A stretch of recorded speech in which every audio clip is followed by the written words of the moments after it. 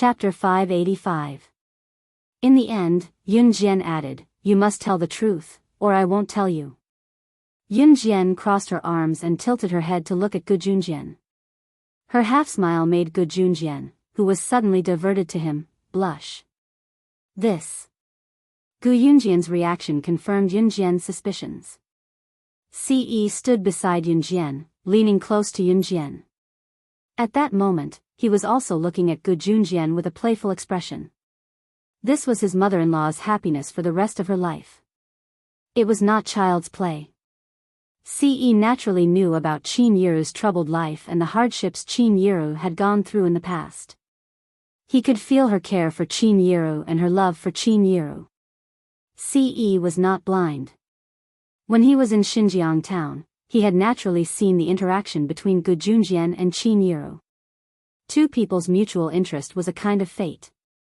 Under Yun Jian's interrogative gaze, Gu Yunjian's face turned red. In the end, under Yun Jian and Ce's intense gazes, Gu Junjian said embarrassedly, "My relationship with Yiru." "Sigh, Yun Jian, you know that I'm a married man. Although I haven't spent much time with Yiru, I feel that we're getting along quite well, so it's meaningful, isn't it?" Yun Jian suddenly interrupted Gu Junjian. Yun Jian did not mind the fact that Gu Junjian was a married man. After all, her mother was a married woman too. If Gu Junjian and Qin Yiru were both married twice, then many conflicts would be nipped in the bud. Moreover, Gu Junjian and Qin Yiru had quite a tacit understanding. Yun Jian did not wish for Qin Yiru to spend the rest of her life alone. She also hoped that Qin Yiru could find a partner who would treat her well. Obviously, Gu Junjian was a responsible man. Although he was in the military and did not have much free time, he would never gamble, be a loan shark, and steal women like Yun Gang. Gu Junjian was speechless at Yun Jian's words, but he still nodded, his face red. "I agree," Yun Jian suddenly said when Gu Junjian was blushing. Then, as if she was marrying off her daughter, Yun Jian said earnestly, "Officer, although you're my officer now, but if you want to be with my mother, you must treat her well. Otherwise, I won't let you go." Hearing Yun Jian's words, Gu Junjian quickly raised his head and looked straight at Yun Jian. His attitude seemed sincere, but there was a hint of joy in it. "Yun Jian, don't worry." "Who am I, Gu Junjian? I swear to you, if I, Gu Junjian, treat Yiru badly, I'll be struck by lightning and die a horrible death." "All right, I understand." Yun Jian continued to smile. Gu Junjian was aware of his feelings for Qin Yiru. On the other hand, Qin Yiru actually did not know how she felt about Gu Junjian. After all, they had only known each other for a short time. However, what Qin Yiru did not know was that she had been sold by her own daughter. When Yun Jian changed the topic, Gu Junjian instantly forgot his initial purpose. Fortunately, Yun Jian did not want to go back on her words. She then began to explain the topic Gu Junjian was talking about earlier. "Regarding your question just now, I'm sorry, but I can only tell you one thing. I'm indeed not the real Yun Jian. I don't know where she went either. But you can rest assured, Officer Gu. If I have any bad intentions toward my mother, I'll die without a place to hide." Gu Junjian frowned at Yun Jian's promise, but he soon relaxed. Chapter 586. Yun Jian only swore because ever since her rebirth, Qin Yiru had become the most important person to her. She would never do anything to hurt Qin Yiru because in her heart, she had already treated Qin Yiru as her own mother. In her previous life, she was abducted at the age of 5 and lived till the age of 16. However, she had never experienced a mother's embrace. Legend had it that a mother's love was great and selfless. Unfortunately, she had never experienced it before. However, after her rebirth, she experienced a mother's love and Qin Yiru's care. Even if Qin Yiru did not directly tell her, "Baby, I love you," or anything like that. However, from the little things that happened in her daily life, she could tell that Qin Yiru cared for her. Although Yun Jian was a secret agent in her previous life, she had even killed her best friend in order to survive. However, she was not a heartless person. She treated Qin Yiru, Yin Yi, and Xiao Yunzhu equally. They were her most beloved family members and the only ones she had now. However, she did not expect that Ce would take her oath seriously. However, the truth was that what Ce said earlier had indeed warmed Yunjian's heart. Don't spout nonsense. Yunjian retracted her hand from Ce's grasp with a blushing face. Yunjian looked at Gu Junjian again with her slightly flushed cheeks and said, Officer Gu, I'll have to trouble you to take care of me in the army in the future. I'm just Yunjian and I hope that you'll treat me the same way you treat Team Monarch. Yunjian did not want to be treated differently after Gu Junjian found out about her identity. She joined the army to improve her skills, not to be treated differently by Gu Junjian after they found out about her identity. Gu Yunjian's face stiffened when he saw Ce's actions. However, Gu Yunjian's mental fortitude was strong.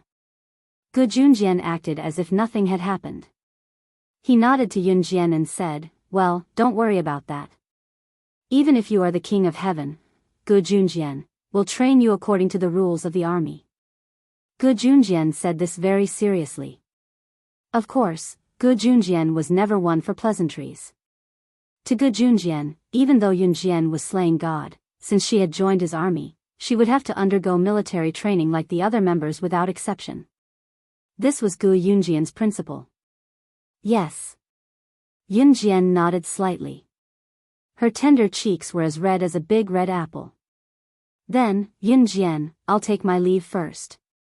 Sensing Ce's murderous gaze, Gu Junjian pursed his lips. He suddenly felt as if he was a third wheel and felt uncomfortable all of a sudden. Hence, Gu Junjian quickly said. Okay.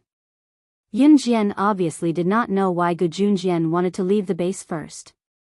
She nodded slightly and watched as Gu Junjian walked out of the north gate of the base. Outside the base, the people from an Hun group had retreated. The people from Inferno Ring had been completely annihilated. Only the remaining forces of Inferno Ring had not been completely annihilated. However, Adam and Immerse had already gone there to eliminate the remaining forces with Snake, Lizard and the rest. Let's go out too. Yunjian looked around. Other than the corpses, there was no one else around. She turned around and said to Ce. Just as she turned around, she felt a warm breath caressing her nostrils. In the blink of an eye, Ce was holding her in his arms. Chapter 587. What are you doing? Yunjian was forcefully held in Ce's arms. Her face was pressed against his chest, and her cheeks were as red as an apple. Ce smiled. If they weren't in the Inferno Ring's base, and not in a place filled with corpses, he would have kissed her. I can't help but want to eat you up and make you stay by my side forever. Yunjian couldn't see Ce's handsome face, but Yunjian could hear his magnetic and seductive voice clearly. Ba-dump ba-dump. Yunjian could even hear her own heartbeat. Her heart was trembling. Yunjian opened her small red lips, but no words came out. Ce's words made her feel bitter, but she couldn't help but feel happy. What was wrong with her? Young master, I've already contacted the Kosha mercenaries higher-ups, Snake, Lizard. The remaining forces of the Inferno Ring have already been wiped out by the Kosha mercenaries. The Inferno Ring has been completely destroyed, you. At this moment, Adam's untimely voice came from the door. Adam had just left Tiny Island when he received Snake, Lizard's report before he could go far. The remaining forces of the Inferno Ring had been completely wiped out. Hearing this news, Adam hurried back here, wanting to immediately inform their young master of this news. But he didn't expect to see such an erotic scene the moment he entered the door. Ce's tall and broad body was hugging Yunjian's petite and beautiful body. Although the two of them were dressed neatly, Adam could see that something wasn't right. Adam was so scared that he immediately realized that something was wrong. He quickly turned around and said softly, Young master, you're busy. I'll take the people in the organization and leave first, stop. Ce's voice came from behind. Adam felt that he was going to fall in front of Yunjian for the rest of his life. Not daring to turn around, Adam spoke softly, Young master, do you have any other orders? Let's go back to an Hun organization together. Ce loosened his grip on Yunjian. He lowered his head and glanced at Yunjian. His first sentence was directed at Adam. After Ce let go of Yunjian's hand, he said to Yunjian, "I'll go back to an Hun first, I'll look for you tomorrow." After saying that, he took another deep look at Yunjian, reached out his hand to hold Yunjian's hand, and walked out. Yunjian's hand was held, and she didn't refuse. Her red cheeks were pink and tender. It wasn't until Yunjian, Gujunjian, and the others left Taipei Island that Ce continued to say, "I'm leaving first. You go back to China first. We can't go back today. It's nighttime now, the cruise ship isn't sailing. I've already sent someone to book the tickets for tomorrow's cruise back to China," Gujunjian interjected. By the time they reached Country S, it was already 6 or 7 in the evening. The cruise ship back to Country Z would only sail during the day, so they could only stay here for the night. Ce nodded. He glanced at Yunjian a few more times before turning to jump into the private helicopter that Adam had prepared. Adam piloted the helicopter and quickly left with Ce. Seeing that, Gujunjian didn't stay any longer. He brought Yunjian and the others back to Country S's pier. They weren't in a hurry to find a hotel. Instead, they paraded along the streets near Country S's pier. Country S is one of the richest countries in the world. I've always wanted to visit this place. An advanced special forces soldier exclaimed in surprise. Me too, someone immediately chimed in. It was inevitable that Yunjian, a girl, would attract attention when she walked with over 100 men. Chapter 588. Country S was one of the wealthiest countries in the world. However, Country S's overall military strength was the most outdated in the world. Why was that? If someone were to ask how wealthy Country S was, the answer would be that they were so poor that all they had was money. Even beggars drove sports cars like Ferraris and Lamborghinis. In fact, Country S was truly an oil kingdom. Both its oil reserves and production were ranked first in the world, making it one of the wealthiest countries in the world. Because Country S had the innate ability to produce oil, Country S's main income came from selling oil. In fact, before oil was discovered in S country, it was just a very poor country. However, ever since oil was discovered and excavated, it quickly became a country that relied on its geographical advantage to survive. However, this was only temporary. Sooner or later, these blessings of God would be used up. Country S was the only country in the world that did not allow women to get a driver's license. Hence, women's status in Country S was not high. Country S was a feudal country through and through, and the ruler was the king of Country S. It was said that in Country S, if you wanted to determine which family was the wealthiest, you just had to look at the number of living trees in front of their house. Because here, people did not pump water from the surface of the earth. Instead, they pumped oil. Here, whoever bought the most water would be considered as the wealthiest. The advanced special forces soldier who had said that he had wanted to visit Country S for a long time had been introducing Country S's history and current status and development along the way. It was obvious that he was very interested in this. After Yunjian and the rest had finished touring the streets of Country S, they went to a hotel early to rest. The next day, they took the cruise back to Country Z. It was only when they returned to Country Z that they felt like they were in a dream. It was as if everything that had happened in the Inferno Ring did not exist. However, it clearly existed. When they returned to Country Z, they represented their military and joined forces with the Kosha mercenaries and Hun to destroy the internationally renowned Inferno Ring. With this, the reputation of the military in Jia province would definitely soar. However, no one knew that the Inferno Ring had been destroyed. However, in less than 2 days, the news would spread all over the world, and this group of ASF soldiers led by Gujunjian would become the target of recruitment organizations all over the world. The group of people happily returned to the military training camp. This group of people did not include Xiao Weiming, Yu Fengcheng, and the others. Everyone knew that Xiao Weiming, Yu Fengcheng, and the others were not on good terms with Yunjian. Yunjian's identity, on the other hand, was enough to shock anyone. After riding 5 buses back to the military training camp, before Yunjian even got off the bus, she saw 3 figures standing at the entrance of the military training camp from afar. They were Officer Bao, Coach Su, and Ai Guoxuan from F Province. Looking straight at Ai Guoxuan's smug expression, it was as if he had found out something incredible. Just as Yunjian and Gu Junjian got off the bus, Ai Guoxuan walked over with Officer Bao and Coach Su. "I'm sorry. The people sent by the Inferno Ring are too powerful. I joined forces with the Kosha mercenaries to capture them, but they still managed to escape," Officer Bao said to Yunjian guiltily. Yunjian raised a brow. "Ha ha ha. Gu Junjian, what are you trying to show off for? You failed the mission, didn't you? You're dreaming if you think you can annihilate Inferno Ring," Ai Guoxuan said smugly. It was obvious that Ai Guoxuan was here to boast. Chapter 589. "Ha, I knew it. How could you guys? What did you say? You've wiped out Inferno Ring? How's that possible?" Ai Guoxuan's exuberant voice stopped abruptly. How's that possible? That's Inferno Ring. That's Inferno Ring. How could you guys wipe them out?"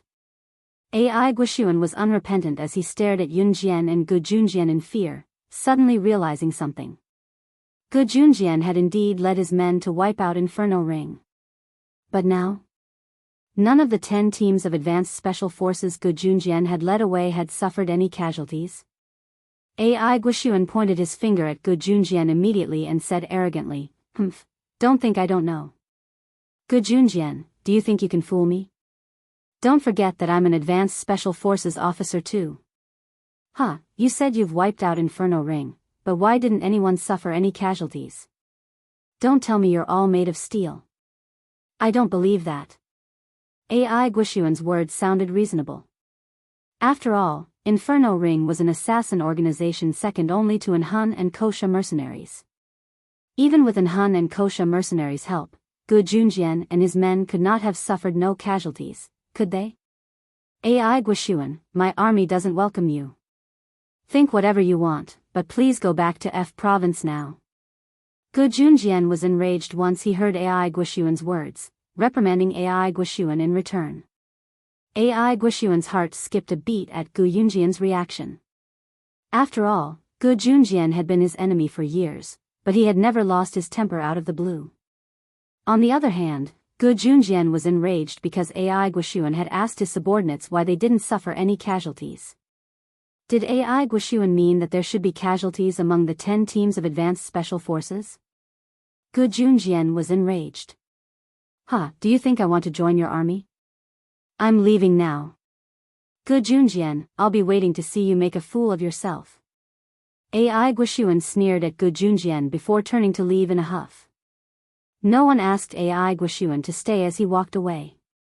After all, Ai Guoxuan's words earlier had pissed everyone off. What Ai Guoxuan had done was truly detestable.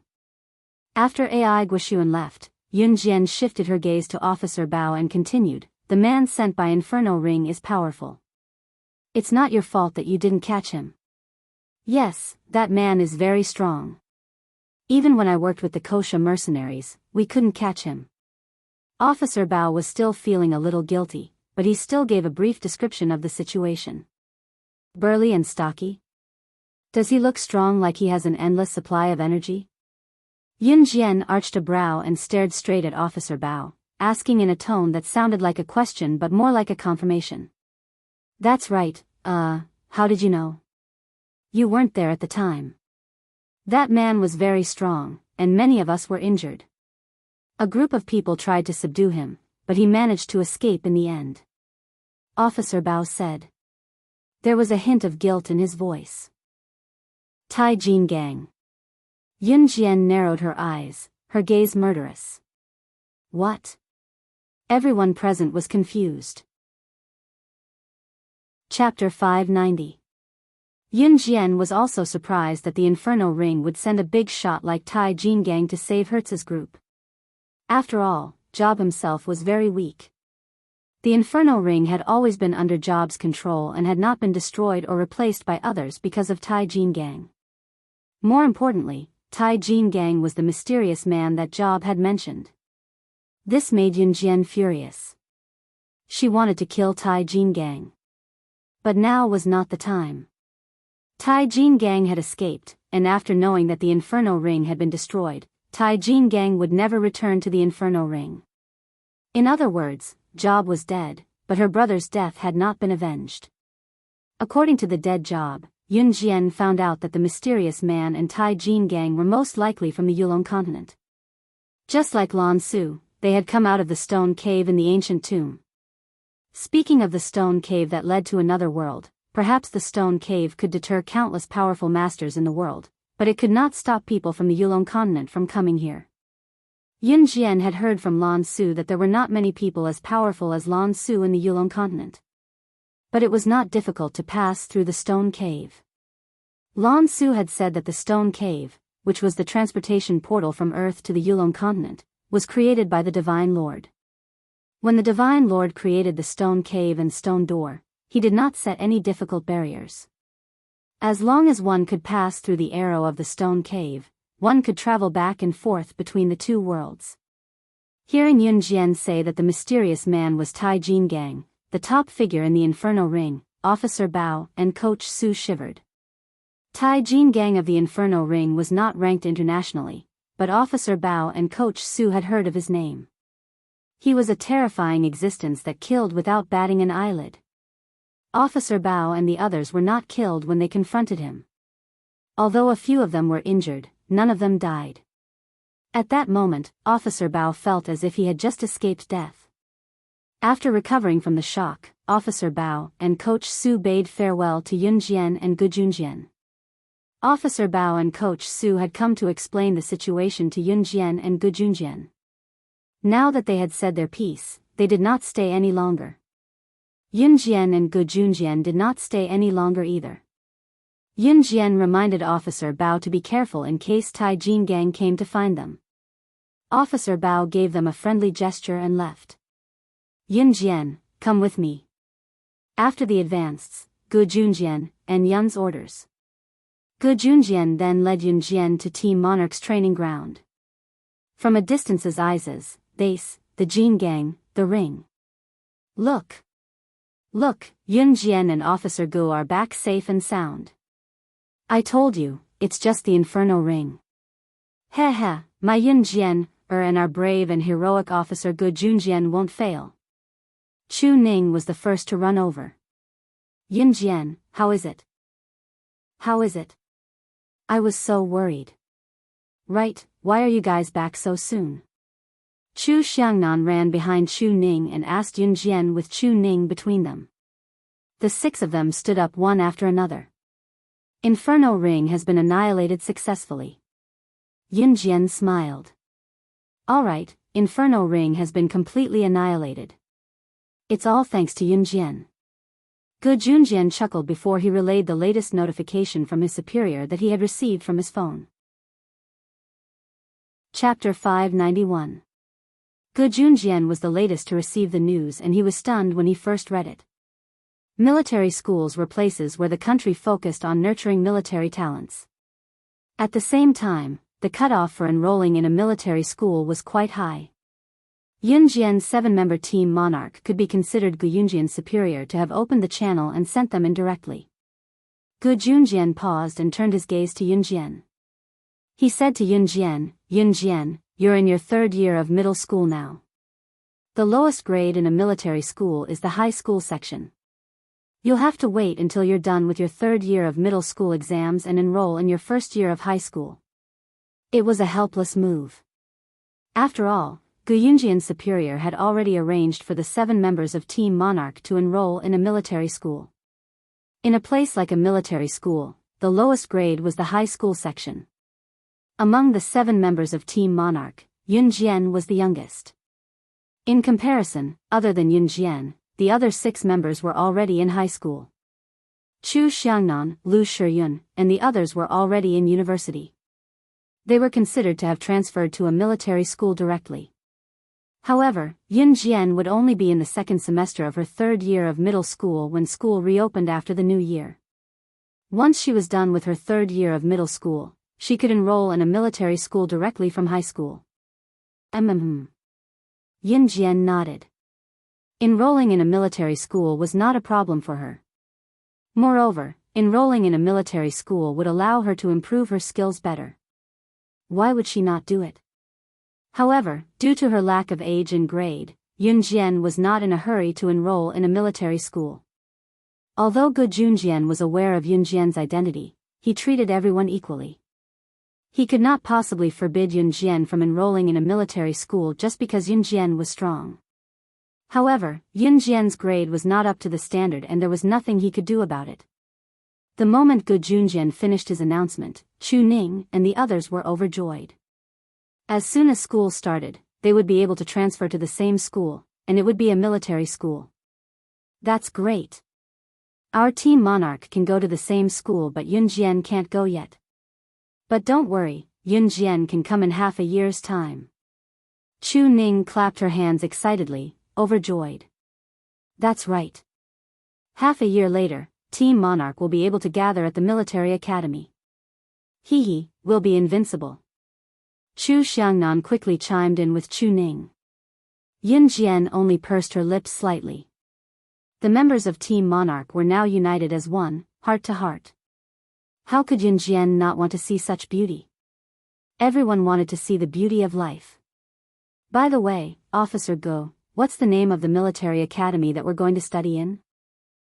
Chu Ning and Chu Xiangnan were excited for a long time before they turned to look at Gu Junjian. You'll know when you get there. Gu Junjian kept them in suspense. Officer Gu, is the location of the military academy in Longmen City? Lu Shiyun asked seriously. Gu Junjian replied, no, but it's in Jia Province. It's in Min City, about 2 to 3 hours drive away from Longmen City. Oh. The group grew even more excited at the mention of going on a long trip. Young children yearned to go on a long trip because it was far away from home. Once they were far away from home, their parents would not be able to control them and they could do whatever they wanted. However, children who went on a long trip would miss home and parents. Gu Junjian sent them home after informing them of the news. Gu Junjian was the last to send Yun Jian home because he wanted to shamelessly go to Yun Jian's house again. Gu Junjian drove Yun Jian back to Xinjiang town in the jeep. From afar, Yun Jian saw Lan Su playing hide-and-seek with Xiao Yunju with a piece of white gauze over his eyes. Chapter 592. It was a happy chuckle. Gu Junjian drove the jeep and parked it at the entrance. Xiao Yunju was still playing hide-and-seek with Lan Su when his beady eyes caught the familiar jeep driving over. He ran over happily. Jie Lan Su, hurry up. My Jie's back. Uncle Ji's back too. As he spoke, Xiao Yunju was already sprinting over to Yun Jian and Gu Junjian with his short legs. Jie, Uncle Gu, where's Ce Gij? Xiao Yunju grabbed Yun Jian's hand and called out energetically. Your Ce Gij isn't here yet, Yun Jian answered. Two silhouettes came out of the house at the same time. It was Qin Yiru. Qin Yiru was carrying a lot of things while Yun Yi was following behind Qin Yiru. Xiao Jian, you're back. Officer Gu, you're here too. I was planning to go back to Longmen City. Qin Yiru put down the things quickly and wiped her dirty hands on her pants while looking at Gu Junjian. Qin Yiru came over to greet him. Gu Junjian, do you want to come in and have a seat? Qin Yiru was planning to catch the last bus back to Longmen City in the afternoon. She had stayed at Zhang Meihua's house for too long after all. Zhang Meihua's house was actually her brother's home. Her brother had a family now and Qin Yiru had stayed here for a long time. She planned to go back to Longmen City. It's okay. Gu Junjian went over to help Qin Yiru carry the things before changing his mind. I'm going back to Longmen City as well. I'll bring you guys back since it's on the way. How can I accept that? Qin Yiru was still very polite. After all, Gu Junjian was not related to her at all. Why would he help her? Why are you embarrassed? Hurry up. Gu Junjian said as he helped Qin Yiru to carry the things into his jeep. Qin Yiru nodded and smiled. She did not reject his good intentions. Her impression of Gu Junjian had improved by quite a bit. Zhang Meihua did not seem to be at home at this time, so Gu Junjian sent Qin Yiru, Yun Yi, Xiao Yunzhu, Lan Su, and Yunjian back to Longmen City. After returning to Longmen City, Lan Su left. Her previous mission was only to protect Qin Yiru and the others. Gu Junjian carried all of Qin Yiru's belongings to Dong Ruan's villa personally. Dong Ruan was already out of the province by now. She was only free these few days, so she had left the province to visit her relatives outside the province. It was the end of the year. Yun Jian planned to visit Qin Yu's house with Yun Yi tomorrow morning. After all, they had planned to visit on the 12th of the new year due to the incident, but it was delayed again and again. Yun Jian slept on the big bed that she had stayed in for a long time. Returning to Dong Ruan's house in Longmen City from Xinjiang town, she was at peace as she smelled the familiar scent on the bed. Ce room was right next to hers, but Ce was not there at the moment. It was strange. Why was she missing him again? Shaking her head, she dismissed the thought. Suddenly, Yun Jian's door was pushed open from the outside. After locking the door, the person climbed onto her bed at lightning speed. Yun Jian's door was locked. She frowned and was about to make a move when a familiar scent wafted into her nose. Even if it was pitch black, she could still clearly feel his presence. Why are you back? Yun Jian was surprised. Did he not say that he would be back tomorrow? Because I miss you. Ce hugged Yun Jian tightly. Suddenly, a series of knocks came from the door. It was followed by Xiao Yunzhu's complaining voice. Mama Qin, Xiao Zhu went to pee just now and really saw a burglar running into Jiejie's room. He went in with a swoosh. Will Jiejie be in danger? Chapter 593. The sudden noise at the door made Yun Jian's eyelid twitch. Under the blanket, Ce was still hugging her close. His fresh and pleasant scent filled her nostrils, giving her a sense of contentment and refreshment. Xiao Jian? Qin Yiru, who was outside the house, turned the doorknob. She panicked when she saw that the door was locked from the inside. Especially when Xiao Yunzhu told her that he had seen a shadow running into his sister's room when he went to the toilet to pee. The child was innocent and would never lie, so Qin Yiru was terrified. Her villa was not in the bustling city center. What if there was a thief here? Especially when her daughter was still a virgin. Qin Yiru knew that Yun Jian was skilled in martial arts and that she was training in the military with Gu Junjian, so she must be quite capable. However, mothers were always worried about their children.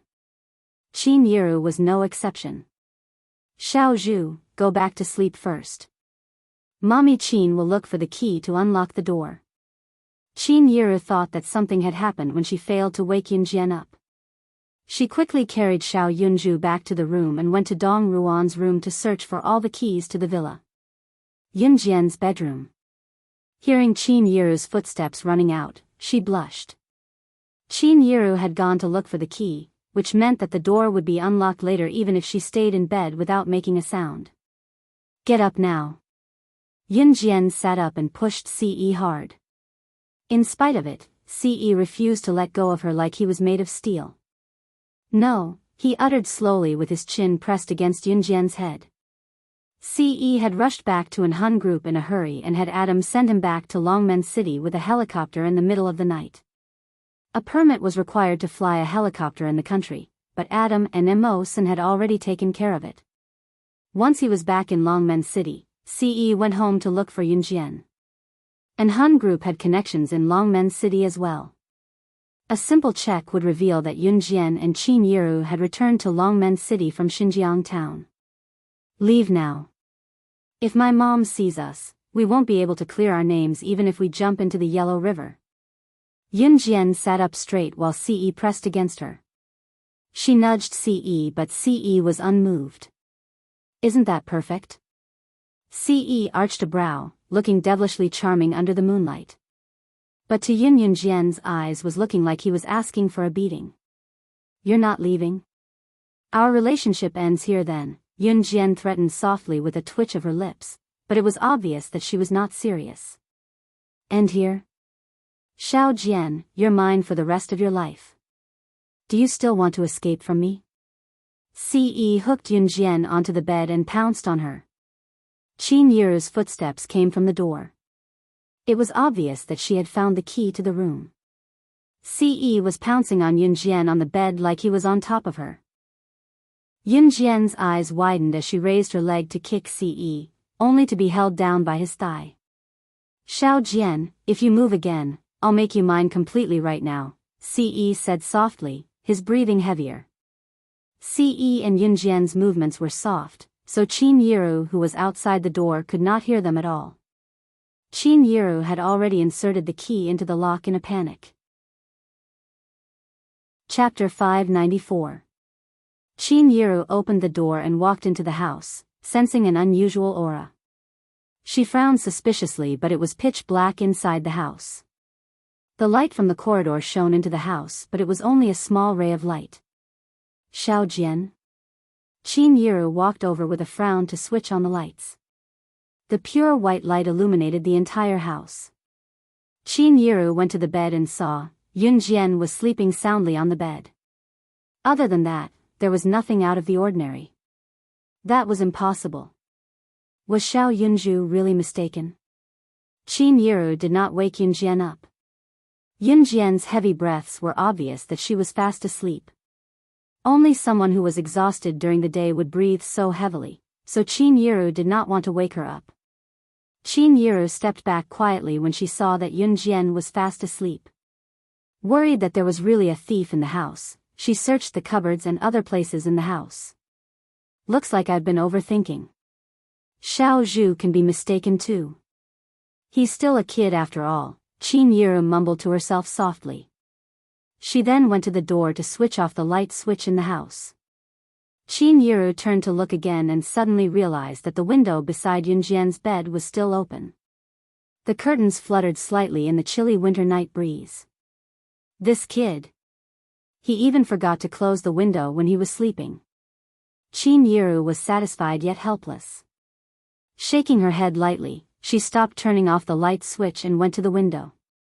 Qin Yiru did not know that a pair of fair, slender, and well-defined hands were hanging on the wall outside the window. If there was someone outside the mansion and it was broad daylight, that person would be able to see Ce's 1.85 meters tall frame hanging on the wall with one hand hanging there easily. If there was someone else, they would probably be screaming in fright. Adam and Immerse would probably be screaming if they saw it. "How dare our young master do such a perverted thing for a woman?" Qin Yiru felt that the atmosphere was a little strange. She stuck her head out of the window and peered down. When she did not see anyone, she finally closed the door and windows in relief before switching off the light switch in Yunjian's room and locking it after closing the door. She locked it this time because Qin Yiru was afraid that if there was really a thief, the thief would enter Xiao Jian's bedroom directly from outside the house. What she did not know was that her locking of the door had increased the thief's theft. It was only when Qin Yiru closed the door that Yunjian woke up from her pretending to be asleep. She realized that Qin Yiru had gone to close the window while Ce was hiding outside. She thought about it and got up to find a pair of slippers under the bed to go to the window. Just as she was about to open the window, she remembered that Ce had refused to leave and hugged her tightly. Just when she thought that Qin Yiru was going to find out, he had blinked out of the window. Thinking about it, Yunjian decided not to let Ce into her room. However, considering that he would catch a cold outside, she could not help shouting out the window worriedly, "Go back to your room, quick. See you tomorrow." With that, Yunjian crawled to her bed in the dark under the moonlight. Just as she did so, she felt the cold wind blowing in from the window behind her. A large and slender figure hugged her instantly. Familiar and alluring words came from behind her. "Xiao Jian, do you think I can't come in just because you locked the window?" Chapter 595. It was just a locked window. It was nothing to Ce. Being hugged by Ce out of the blue and pressed down on the bed, her cheeks flushed crimson. Did we do anything just now? Get up, I'm going to sleep. Yunjian pretended that she did not understand anything, but she was already blushing uncontrollably. She blushed like a child who had tasted the forbidden fruit. Yunjian pushed Ce away. Ce did not make things difficult for her this time. Suppressing his desire, he turned over and held Yunjian's hand, facing her sideways. He kept his eyes on Yunjian. Okay, go to sleep.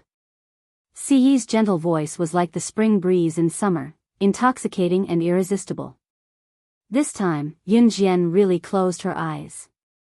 Perhaps it was because she had not been sleeping soundly recently after wiping out the Inferno ring, or perhaps it was because too many things had happened recently. Yunjian fell into a deep slumber peacefully under Ce's gaze.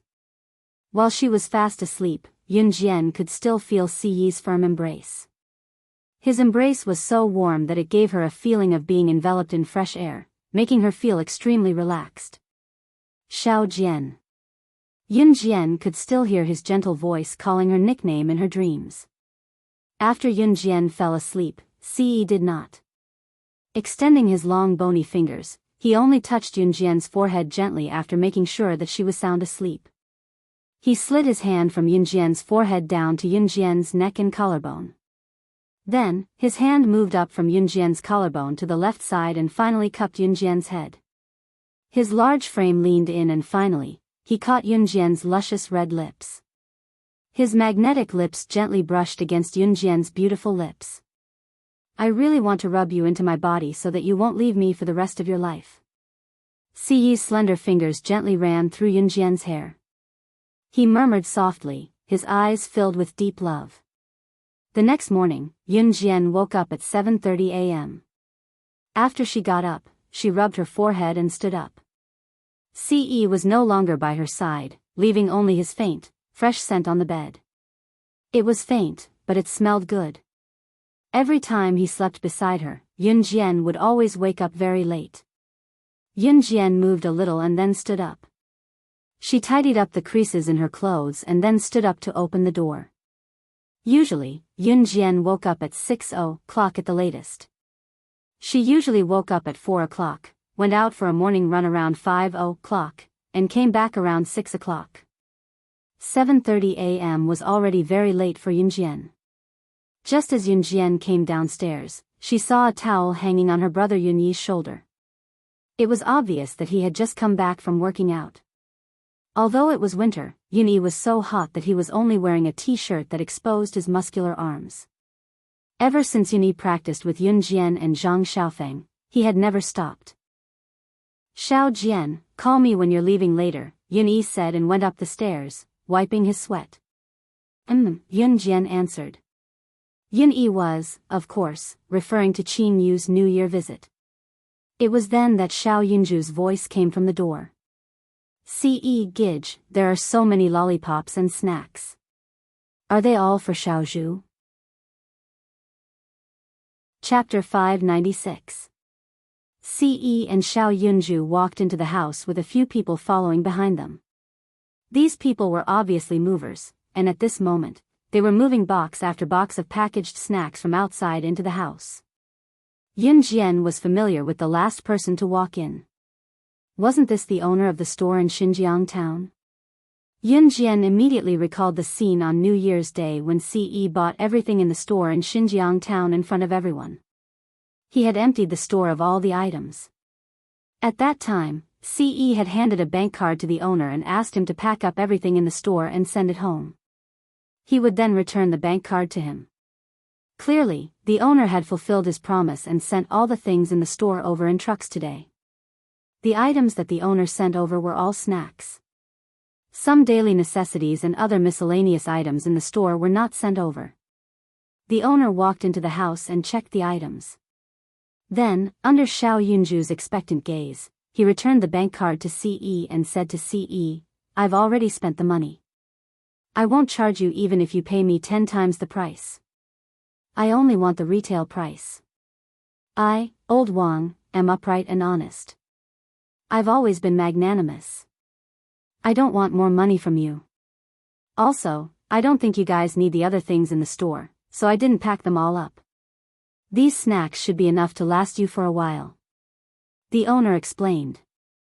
Actually, when CE said that he wanted to buy everything in the store for 10 times the price, the owner was very shocked. However, the owner was never someone who liked to take advantage of others. He did not want more money from CE. Okay. CE admired the owner's integrity. He did not poke at the owner's integrity and took back the bank card. After the owner sent the piles of snacks over, he did not stay for long and left after saying goodbye. When the shop owner left, he took away the movers who came to move the things. Once the owner left, Xiao Yunju shouted happily, "Oh! Yay yay yay, so many lollipops, so many potato chips, brother CE is the best." Xiao Yunju shook CE's hand and rushed to the snacks. "You can't eat too much snacks, they're not nutritious. Xiao Zhu, you can only eat 3 things a day. You can't skip the main course just because you have snacks." Yun Jian couldn't help but remind him. Okay. Yunju hugged the 3 packets of chips in his arms obediently and nodded, shaking them up and down. In fact, Xiao Yunju was very obedient. "It's time for breakfast. Wash your hands. Breakfast is ready."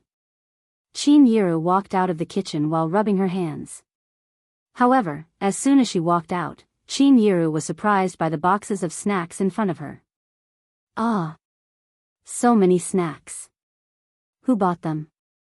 Qin Yiru was shocked. Mama Qin, Ce Gij bought them for me. Xiao Yunju had already opened a bag of chips and was chewing on them noisily. "Ae, you're spending money again.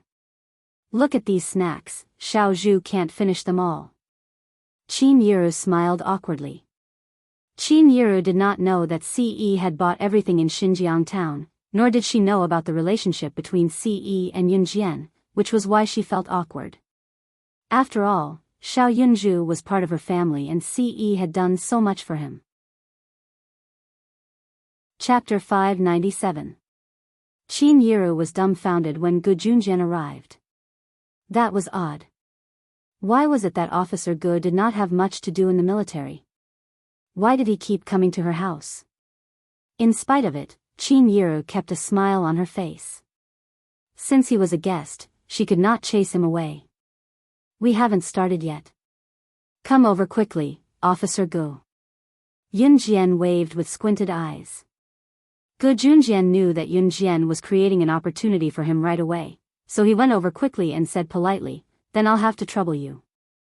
Qin Yiru, who had yet to make a decision, was speechless. It was only when Qin Yiru snapped out of it that she ran to the kitchen to get another set of cutlery for Gu Junjian. Then, the group buried themselves in the food. Yunjian and her family were basically silent during the meal. After breakfast, Yunjian and Yuni were ready to depart to Qin Yu's house to give their New Year's greetings. "Jejia, I want to go to Qin Yu, Jejia's house to play too," Xiao Yunju said with a grin as he rubbed his tummy playfully and burped. "Xiao Jian, if there's nothing else, it's good to bring Xiao Zhu out for a walk. Otherwise, he'll be bored staying at home all day," Qin Yiru chimed in. "Okay." Yunjian nodded. She was going to Qin Yu's house to give her New Year's greetings as well as to have fun. Since she had nothing to do, she could bring Xiao Yunju with her and take him out for a stroll and sightsee. It was because Qin Yu's house was quite far from Longmen City. They had to cross provinces to reach it from the province's Longmen City. Hee, Jejia's the best." Xiao Yunju glanced at Yunjian with a grin, his face bobbing up and down in delight. "If Xiao Zhu goes, I'll go too," Ce interjected. Her words were irrefutable. Before Yunjian could say anything, Xiao Yunju, who had been bought over by Ce, laughed and clapped. "Brother Ce is going too. That's great. Awesome." Yunjian was speechless, but she smiled knowingly. Qin Yiru cleaned up the bowls and chopsticks, and Gu Junjian helped to clean up and carry them to the kitchen. In the end, Qin Yiru reminded Yunjian good-naturedly, "Xiao Jian, be careful when you guys go out. There are a lot of bad guys out there, don't get fooled." Ae, Xiao Yi, you guys are the oldest here, take good care of Xiao Jian and Xiao Zhu. Auntie, don't worry. I'll take good care of Xiao Jian and Xiao Zhu. Ce turned to Qin Yiru with a glimmer in his eyes. Ce paused when he said Xiao Jian. The meaning of take care was different. Qin Yiru, on the other hand, did not realize anything. I'm relieved with Ae's promise. Qin Yiru smiled. By the time the bowls and chopsticks were cleared, Yunjian and her friends had already left. Xiao Yunzhu even carried a small backpack, saying that they should not forget to do the homework assigned by the school teachers every day even when they were traveling. After Yunjian and her friends left the house, Qin Yiru filled a basin with water and started mopping the floor. When she saw that Gu Junjian was still there, she suddenly remembered that Xiao Zhu had left as well. Was it not just her and Gu Junjian left under the roof? Just as she thought about it, Qin Yiru accidentally knocked the mop into the basin. With a splash, the water in the basin splashed out. Ah! Qin Yiru yelped in fright and slipped, stepping on the water that had spilled out of the basin, causing her to fall backward. Watch out! Gu Junjian dashed over from a dozen meters away. He was in his 40s but his physique was still strong. Chapter 598. Ouch! Qin Yiru fell hard on the ground. She had already closed her eyes, waiting for the intense pain when her heavy body landed on the ground. But who would have thought that the moment she landed on the ground, she did not feel any pain at all. It was as if she had fallen on a meat cushion. Meat cushion? Where did this meat cushion come from? Gu Junjian let out a heavy groan from her back. Qin Yiru quickly stood up. Just as she turned around, she saw that Gu Junjian had fallen on the ground and used himself as a meat cushion for her. Her eyes suddenly flashed. She quickly stood up and turned around. Officer Gu, what are you doing? Qin Yiru was shocked. She quickly ran over to help Gu Junjian up. Hey, I'm fine. I'm still healthy. It's not a problem. Gu Junjian said stubbornly. Then, he knocked on his back where Qin Yiru was lying on and asked Qin Yiru, are you okay? Are you hurt anywhere? I'm fine. Qin Yiru said and turned around. If Gu Junjian looked carefully, he could even see that Qin Yiru's eyes were filled with tears. Qin Yiru did this because she was touched. Although her son and daughter were filial, they could not stay by her side all the time. Gu Junjian was not related to her, but he would rather protect her than get hurt. Qin Yiru was very touched. Very touched. She even felt that if Yungang had treated her 1/10 as well as Gu Junjian, she might have been able to spend the rest of her life with Yungang. Don't cry. What's wrong? Gu Junjian naturally realized that Qin Yiru was carrying him. Her tears fell down. He was so shocked that his face froze.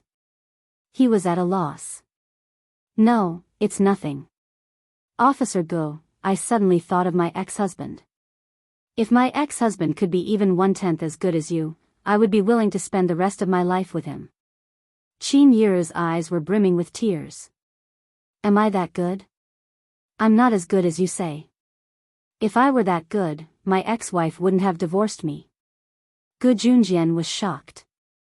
Then, he felt a little sad after hearing what Qin Yiru said. Officer Gu, don't talk about yourself like that. In the eyes of us women, you are the best husband. Your ex-wife didn't have foresight. Otherwise, how could she leave you, who is so outstanding? If it were me, I wouldn't leave you even if you beat me to death. Since they had talked about it, Qin Yiru opened her heart and began to talk freely. Then, why don't we get married? Gu Yunjian's next words shocked Qin Yiru. Qin Yiru was stunned for 3 seconds. She finally opened her mouth and said blankly, Officer Gu, please don't joke around. Gu Junjian took the opportunity to hold Qin Yiru's hand and said to Qin Yiru, I'm not joking. We're not young anymore. Our children are growing up soon. If you're willing, let's get married and spend the rest of our lives together. If you don't agree, Gu Junjian, won't force you. Qin Yiru hesitated when she saw the sincerity in Gu Yunjian's eyes. Alright, I won't force you. Yiru, think about it. Gu Junjian laughed and became serious again. But I'm serious about this. We've been through this before, even though we haven't known each other for long. I'll wait for your answer. As he spoke, Gu Junjian helped Qin Yiru clean up the water stains on the floor. After he tidied up everything, he bade her farewell and left. Qin Yiru, on the other hand, fell into a deep silence. Honestly, it was not that she did not have feelings for Gu Junjian.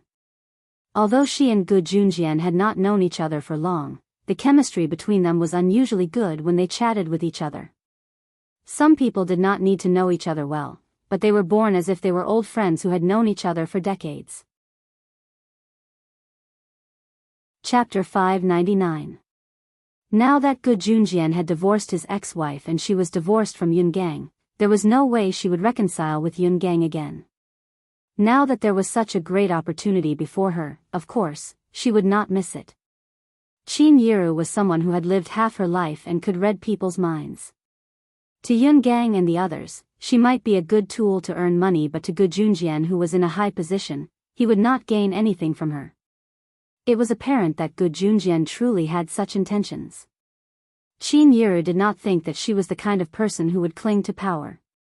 She did not care how high Gu Junjian's position was. She really thought that she could get along well with Gu Junjian. Now that Xiao Jian and Xiao Yi were grown up, their children would have to leave sooner or later. Qin Yiru thought that if she were to find a partner in the future, she would have to find someone who was compatible with Gu Junjian. She could not marry someone she was dissatisfied with. It was undeniable that Qin Yiru wanted to agree to Gu Junjian's suggestion right away. After all, it was not like she had no feelings for Gu Junjian. However, Qin Yiru was afraid that if she agreed, what if Xiao Jian and Xiao Yi did not agree to it? Therefore, Qin Yiru thought that she would ask for Yun Jian and Yun Yi's opinion when they came back. On the other hand, Yun Jian, Yun Yi, Ce, and Xiao Yunju had already stepped out of the house. At the same time, F Province's military training camp. Chief Yuan was Gu Junjian and Ai Guoxuan's commanding officer.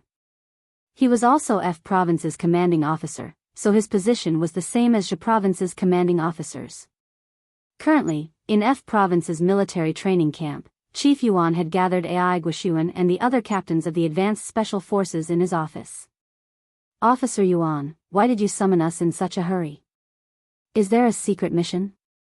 A tall and muscular man asked Officer Yuan. In this office, Officer Yuan's position was the highest. Ai Guoxuan, who had rushed here after receiving the notice, was rather confused as well. Officer Yuan was standing on the podium. His dark eyes scanned the audience, and then he said in a serious tone, I heard that our F Province's army was also invited to the mission to eliminate the Inferno Ring. Why didn't you join in the end? Who was the one who came to such a conclusion without consulting me? The group of officers sitting below looked left and right. Ai Guoxuan suddenly stepped forward and said, It's me, it's me. He was the one who rejected Yun Jian's invitation and refused to work with Han and Kosha mercenaries. Today, it was most likely that the idiot Gu Junjian had brought his men to work with the unreliable organizations like Han and Kosha mercenaries. In the end, they were all wiped out, right? In any case, he would rather die than believe that Gu Junjian's army could really wipe out the Inferno Ring. The Inferno Ring has been wiped out. There were 3 batches of men who wiped out the Inferno Ring, Han and Kosha mercenaries. These 2 organizations were powerful, so the people in the underworld had nothing to say. But there was another group that I didn't expect. They were the 10 teams of advanced special forces led by Zhe Province's Gu Junjian. Right now, Zhe Province's army is famous even internationally, let alone in Z Nation. I heard that our army was invited as well, but you refused to join. Ai Guoxuan, oh, Ai Guoxuan, how dare you decide on such an important matter without informing me? Chief Yuan pointed at Ai Guoxuan and scolded him. Chapter 600. How is it impossible? Chief Yuan yelled and grabbed a handful of newspapers in front of him. smashing it on AI Guoxuan's face. Take a good look. Take a good look. Who doesn't know that Inferno Ring has been annihilated? This has caused a huge uproar internationally. Chief Yuan raised his voice. With that, Gu Yunjian's military gained a great reputation. Even the key international military forces were throwing a football at Gu Yunjian's 10 ASF squads. Even if Gu Yunjian's 10 ASF squads were not that powerful, they had participated in the annihilation of Inferno Ring. With such a thing in place, his future was bound to be limitless. This was what Chief Yuan resented. AI Guoxuan had rejected Yunjian's invitation for such an important matter. If it were not for Officer Bao who reported it to him, he would probably still be in the dark. AI Guoxuan quickly picked up the newspaper and skimmed through it. His attention was drawn to the bright red words at the top of the page. Shocking. The internationally renowned assassin organization, Inferno Ring, was annihilated by 3 different forces. The eye-catching line of bright red words on the front page made AI Guoxuan's heart skip a beat. Suppressing his shock, AI Guoxuan quickly took the newspaper and read under the bright red words. The officers present could clearly see AI Guoxuan's complexion slowly turning from rosy to pale. How is this possible? Inferno Ring has really been annihilated? AI Guoxuan's hand that held the newspaper trembled violently as he recounted the most terrifying thing in disbelief. The annihilation of Inferno Ring was all because of Yunjian's words. Yunjian, on the other hand, was only a member of the advanced special forces. AI Guoxuan, go home and reflect on yourself. Humph. Chief Yuan was pissed off no matter how he looked at AI Guoxuan. He snorted and turned to leave the place. The officers around them avoided AI Guoxuan like he was the plague when they saw Chief Yuan scolding AI Guoxuan. Judging from AI Guoxuan's reaction, it was not hard to imagine how the 7 members of Battling Dragons would react when they found out. Yunjian, she was close to their age, but what was the truth? Her ability was something that none of them could compare to even if they were to combine their abilities together. On the other hand, Yunjian, who had just left home while holding Xiao Yunju's hand, brought her brother, Yunyi, and Ce to New Cruise. Yunjian did not plan to take the bus to Qin Yu's house. She planned to drive there. Of course, it would be troublesome if she was caught by the traffic police at her age without a driver's license. Therefore, Yunjian decided not to drive herself. She asked Ce to drive. Ce's Lamborghini only had 2 seats. Actually, it was not limited to just 2 seats. There were back seats in his supercar, but the space was smaller and there was no door at the back. There was only one way to climb to the back seat: step on the front seat and jump to the back.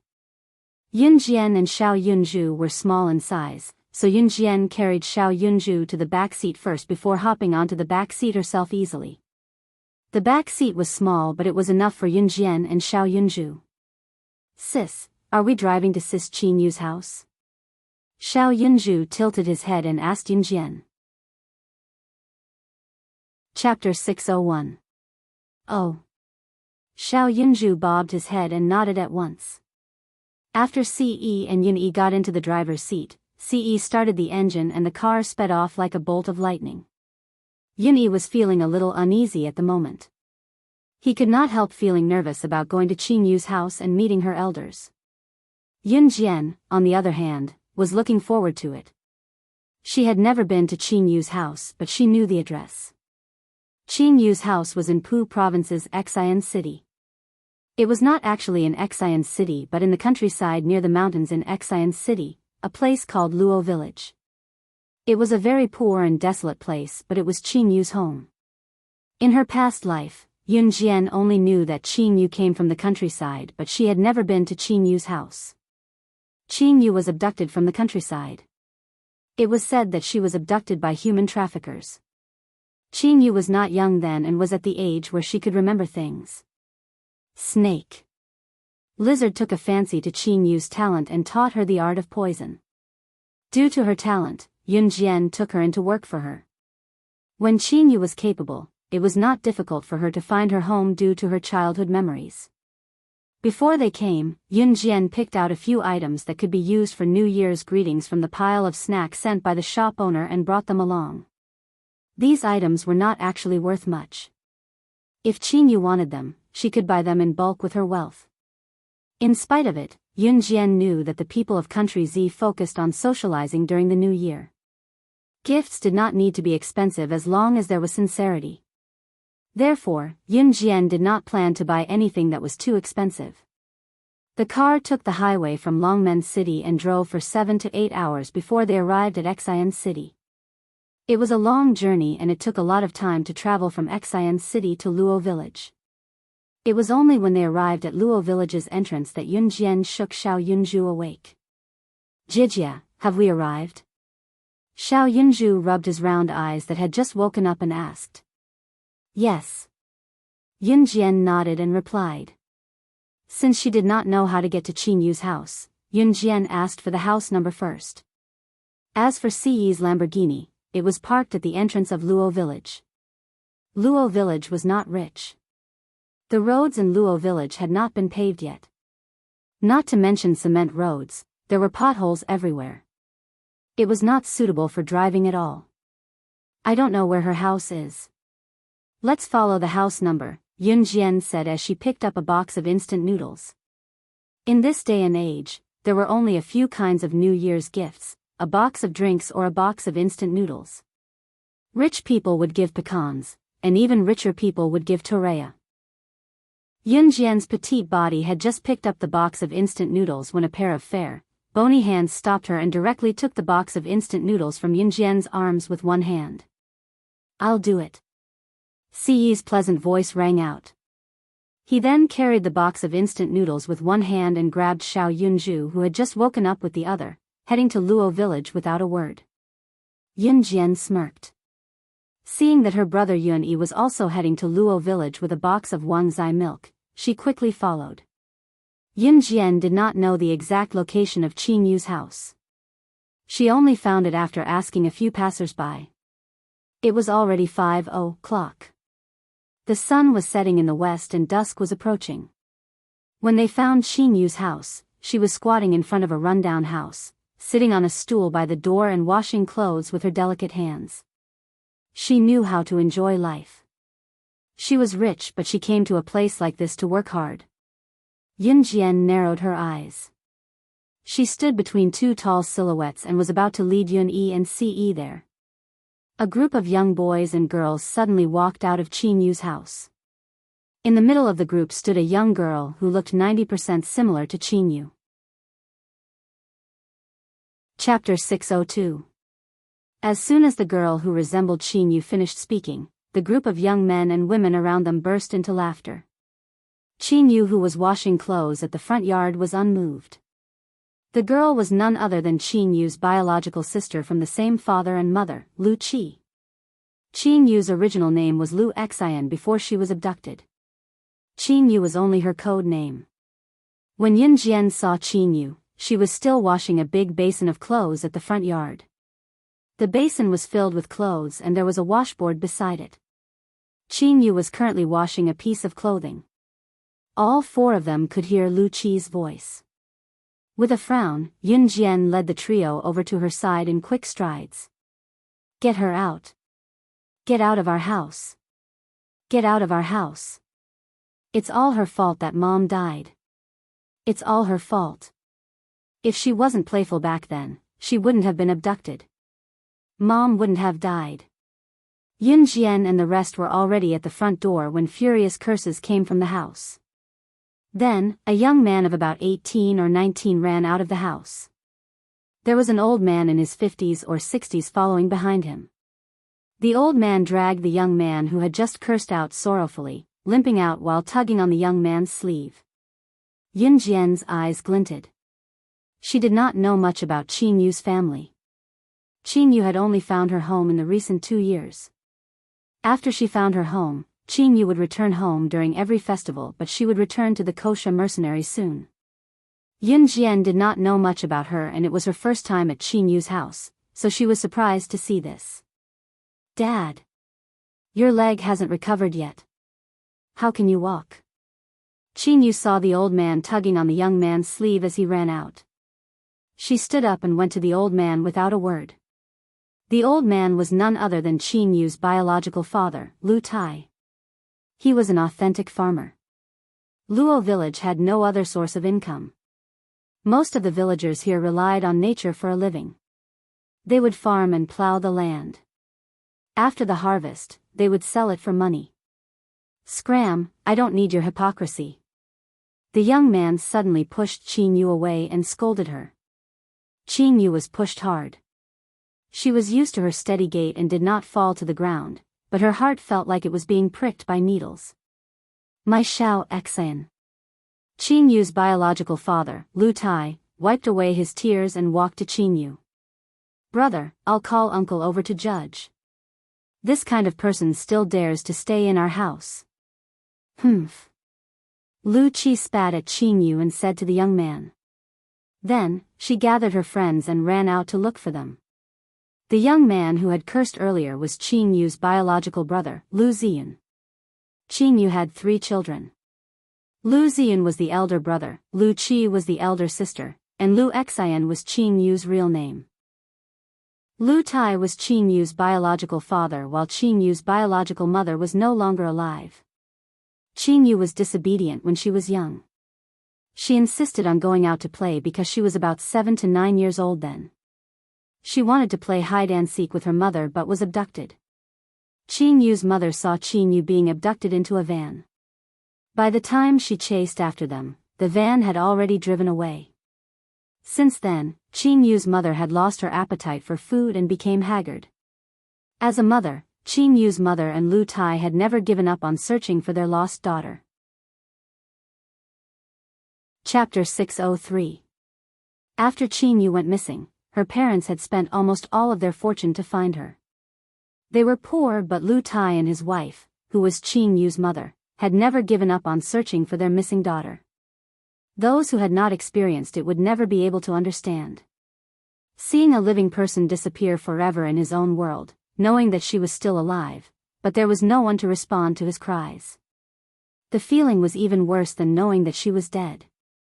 Especially if you were captured by human traffickers. You would never know where you would be taken and what you would be done after being captured by human traffickers. Children from Luo village were often abducted. Some might even be taken into the car and driven away. Some of the children who were taken away would have their limbs chopped off, or even their eyes gouged out, making them half-crippled. Then, the traffickers would put the crippled children in a lively market and make up a series of stories, so that passers-by would take pity on the crippled children and give them money to them.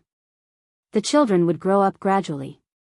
Many of the elderly and children begging in the market could not speak and were controlled by the human traffickers. Of course, the pitiful money from begging on the streets would eventually be taken away by the despicable human traffickers. However, if one saw these poor children or elderly on the streets, one must lend a helping hand because 1 yuan or 5 yuan might save them from a brutal beating. This kind of thing happened frequently even in modern times, let alone in 1998 and 1999. What was different was that Qin Yu was abducted directly to the organization. She was lucky enough to survive and was chosen by Snake Lizard instead. She survived due to her talent. Of course, there were only a handful of people who were as lucky as Qin Yu. When Qin Yu's mother heard that someone in the village had seen a girl who looked like Qin Yu kneeling on the road in Xian City, begging blindly, as a mother, she rushed to Xian City without a word. She did not even inform Qin Yu's father, Lu Tai, about it. It was still night then. The sky was dark and it was raining.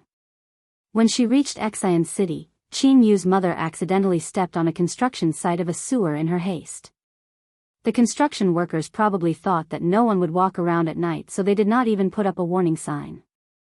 In the end, Qin Yu's mother lost her footing and fell because she was in a hurry.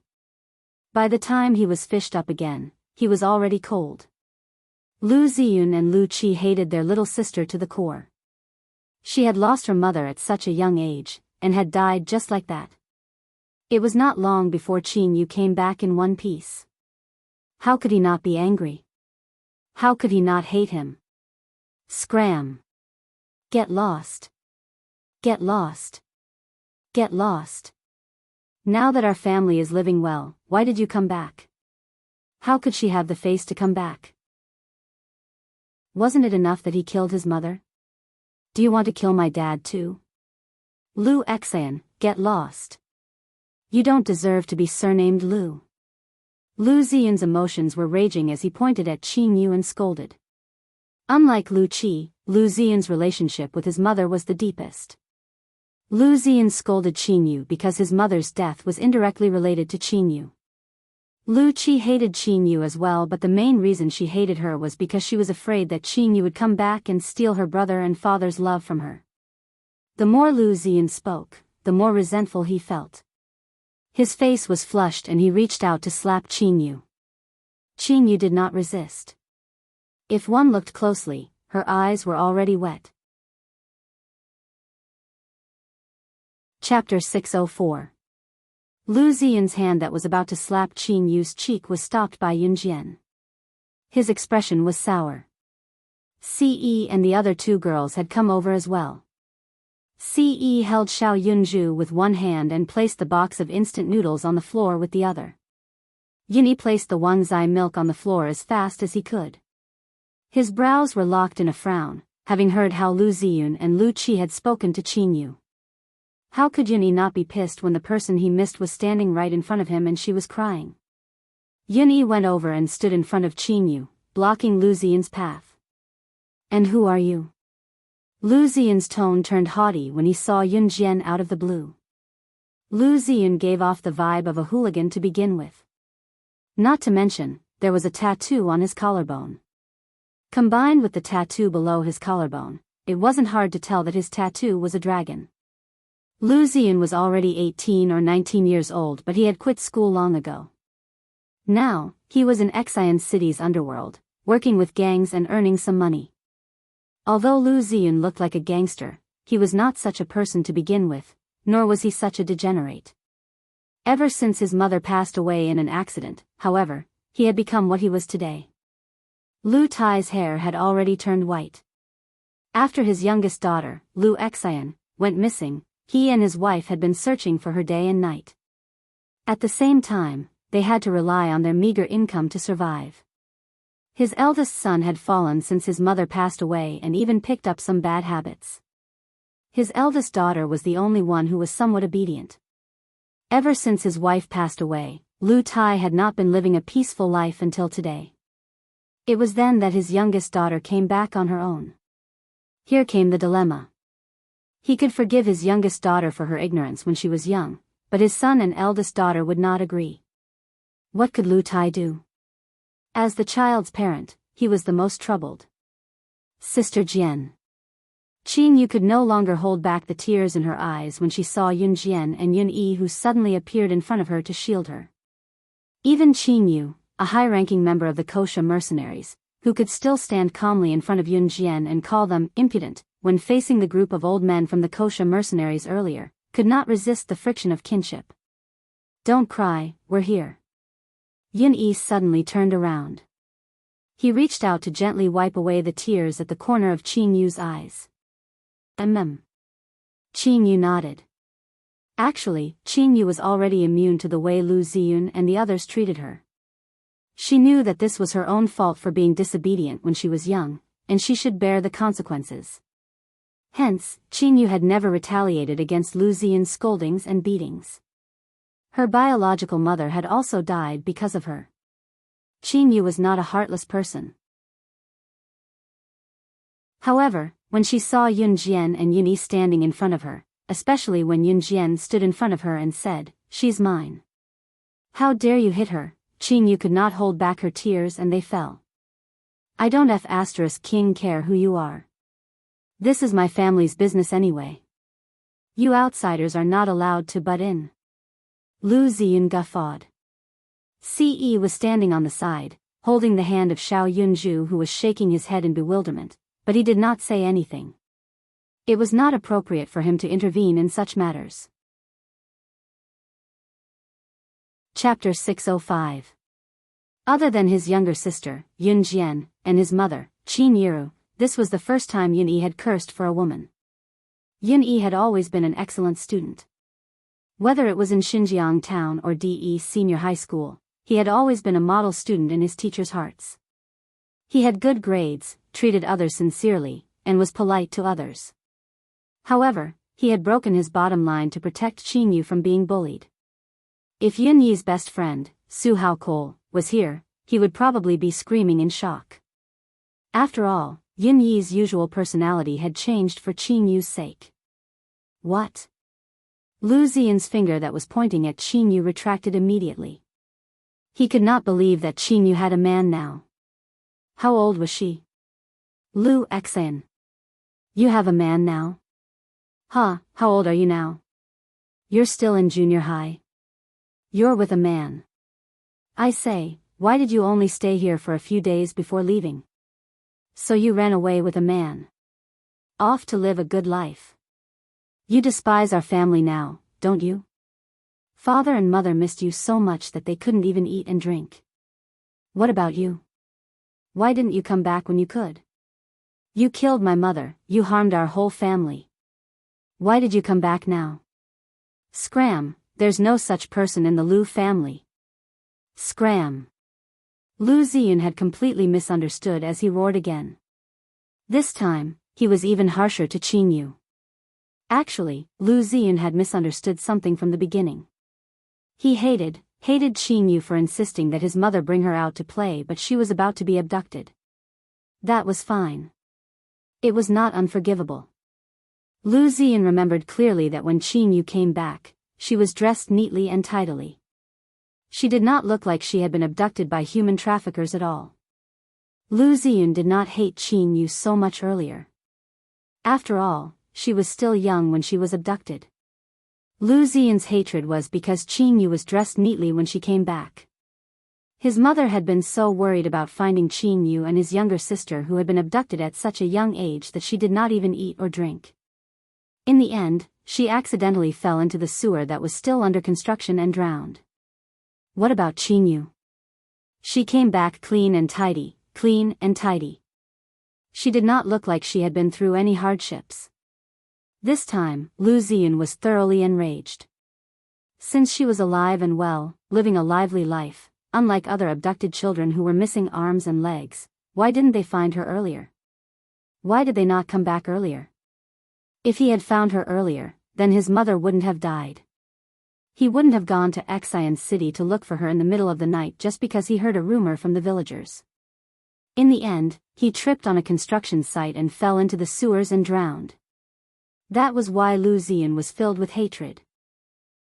He hated the fact that Qin Yu had destroyed his entire family after being abducted while she returned safely. Humans had emotions. To be honest, Lu Ziyan had never hated Qin Yu even when his mother died because he knew that his sister was innocent. He knew that she had no choice when she was abducted. However, when Qin Yu came back, she was dressed neatly. He asked her where she had been all these years, but she did not say a word. Thus, Lu Ziyun was enraged. He hated this sister of his to the core. Just by looking at Qin Yu's attire, Lu Ziyun naturally thought that she had been enjoying herself all these years or that she had been adopted by a rich family. In short, he thought that she had never suffered. Chapter 606. Yun Yi held Qin Yu's hand gently. Qin Yu's hands were shaking uncontrollably. Whether it was Qin Yu, Yun Jian, or Ce and Yun Yi who were present, all of them could hear it. Lu Ziyun hated Qin Yu. He probably hated that she had been enjoying herself all these years. He hated that she was enjoying life while they were at home, worried that she would suffer outside. In the end, his mother had died searching for Qin Yu. What about Qin Yu? Their entire family was worried about their younger sister's life. Qin Yu, on the other hand, was enjoying life outside while nothing changed when she returned. To Lu Ziyun, however, he had lost his mother. His most beloved mother. Perhaps Lu Ziyun was not wrong to think so. If she were to put herself in Lu Ziyun's shoes, the mother he loved the most had left him forever because of his long-lost younger sister. Perhaps it was not a hopeless situation, but the worst part was that his younger sister had suddenly returned one day. She was dressed to the nines when she returned but refused to tell where she had been all these years. Under such circumstances, other than the fact that she had been enjoying life for so many years and only returned home because she missed home, what else could it be? Stop it. Stop it. Xiao Yun, for Dad's sake, please stop it. Lu Tai stretched out his hand, his face paralyzed in pain. To Lu Tai, his wife was the love of his life, but because of his younger daughter, they were separated by life and death. However, he did not resent it because his younger daughter was his own flesh and blood. How could he feel good when he saw how his son treated his younger daughter? Eldest uncle, second uncle, youngest uncle, this is the place. She has enjoyed her life outside and now she wants to go home. My mother must have died in vain. At this time, Lu Qi had returned with a large group of people. Other than the group of teenagers who had come to watch the show, there was also a group of adults who had followed Lu Qi back. Most of the adults were Lu Tai's relatives. Most of the relatives and friends in the countryside were from the countryside. Very few of them had left the countryside. There was only one way to leave the countryside in this era: get into a university and get a decent and stable job in the future. Therefore, when Lu Qi ran out and shouted, all the relatives who were working in the fields came to the house. In particular, the villagers were united. A group of people immediately threw down their hoes and ran over before plowing the land. What happened? What's the matter? A middle-aged man who was standing at the front stepped forward arrogantly. Uncle, she's my younger sister, Lu Xian, whom I brought home not long ago. Look at what she's wearing. She must have enjoyed a good life all these years.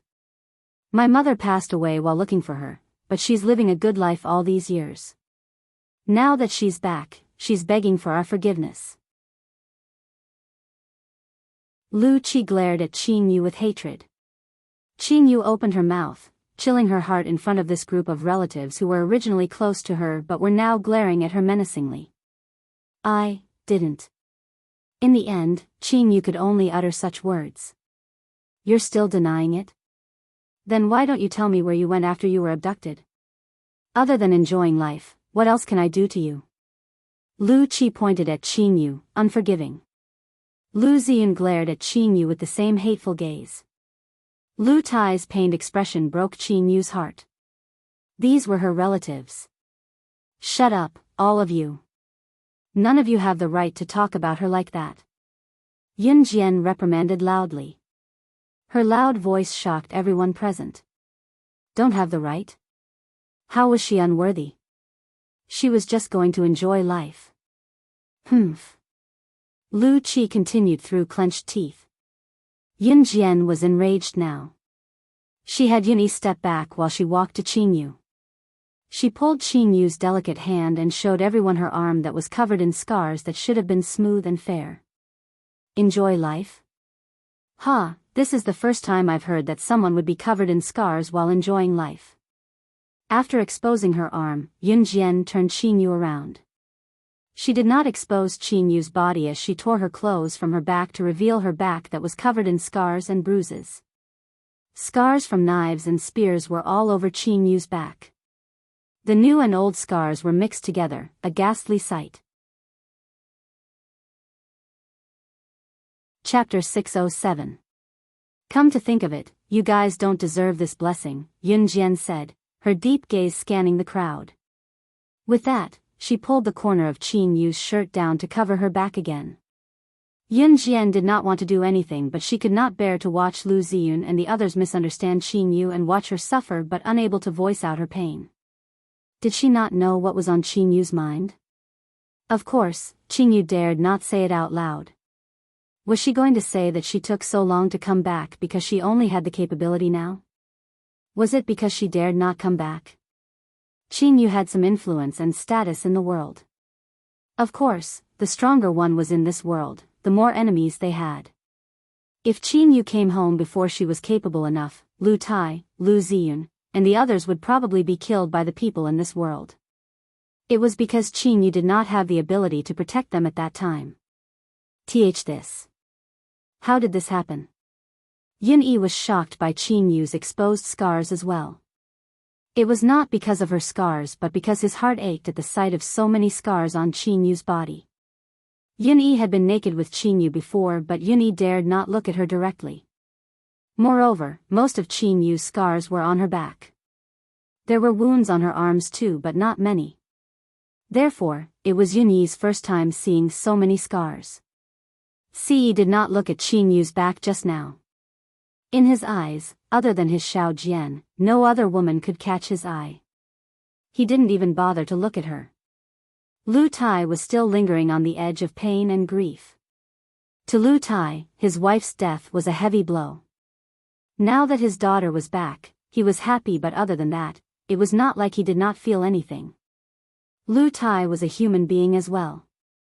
If he were to put himself in his shoes, his closest and most important person had passed away in search of his daughter who had been missing for years. In the end, his daughter came back a few years later, wearing branded clothes. It was obvious that she had not suffered much. When he asked her where she had been, she clenched her teeth and refused to say anything. Lu Tai would overthink as well, but the only difference between him and Lu Ziyun was that he would empathize with Qin-yu. He would always think that Qin-yu had her reasons. He would never believe that his own daughter would do something like that, to enjoy life on her own and only come back when she was homesick. As it turned out, Qin-yu did have her reasons. When Yun Jian exposed the scars on Qin-yu's body, everyone present, they were shocked. The scars on Qin-yu's back were so densely packed that it sent chills down one's spine just by looking at them. The scars on her back, around her heart, stab wounds after stab wounds to show how much she had tried her best to crawl from the brink of death and survive. Everyone's too. What kind of person was he to be able to survive the ordeal of receiving so many fatal injuries? How old was Qin-yu? How much willpower did she rely on to not choose to die right away? How much inhumane treatment did she have to endure? Tears welled up in Lu Tai's old eyes. He opened his mouth and limped toward Qin-yu, wobbling. It was a long time before he managed to speak. My Xiao Xian. How did this happen? My child, you've suffered. Tears streamed down his face as he spoke. Dad. For some reason, Qin-yu felt like crying today. She had been in an assassin training camp and had been baptized as an assassin. All of this was before she met Yun Jian.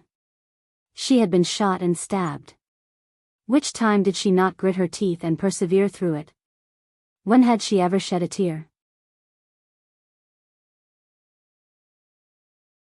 Chapter 608. Qin-yu hugged Lu Tai tightly. This was the warmth of kinship, the dissolution of misunderstandings. Qin-yu was comforted after despair and regret. She could feel that although Lu Tai had resented her before, Lu Tai would not hate her because he was her father. Good child, you've suffered. Lu Tai's eyes were tear-stained, showing his age. Yun Jian smiled, but there was a trace of bitterness in it. Had she not gone through the same thing? How could she not understand Qin-yu's pain? Her body before she was reborn had suffered more injuries than Qin-yu. Qin-yu had only stayed in the assassin training camp for a few months before she was taken away by Snake Lizard.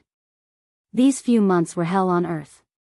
Yun Jian, on the other hand, had survived for 6 to 7 years in the assassin training camp with her own abilities. It was only when she was 12 that she officially debuted as Slaying God. Before that, the assassin training that she had gone through was unimaginable to a normal person. The winner was king while the loser was a bandit. This was reflected in the assassin's training. If you were weak, you could only die. Among the hundreds of children, those who survived these 6 to 7 years could be counted with one hand. Yun Jian was the strongest among the 5 who survived.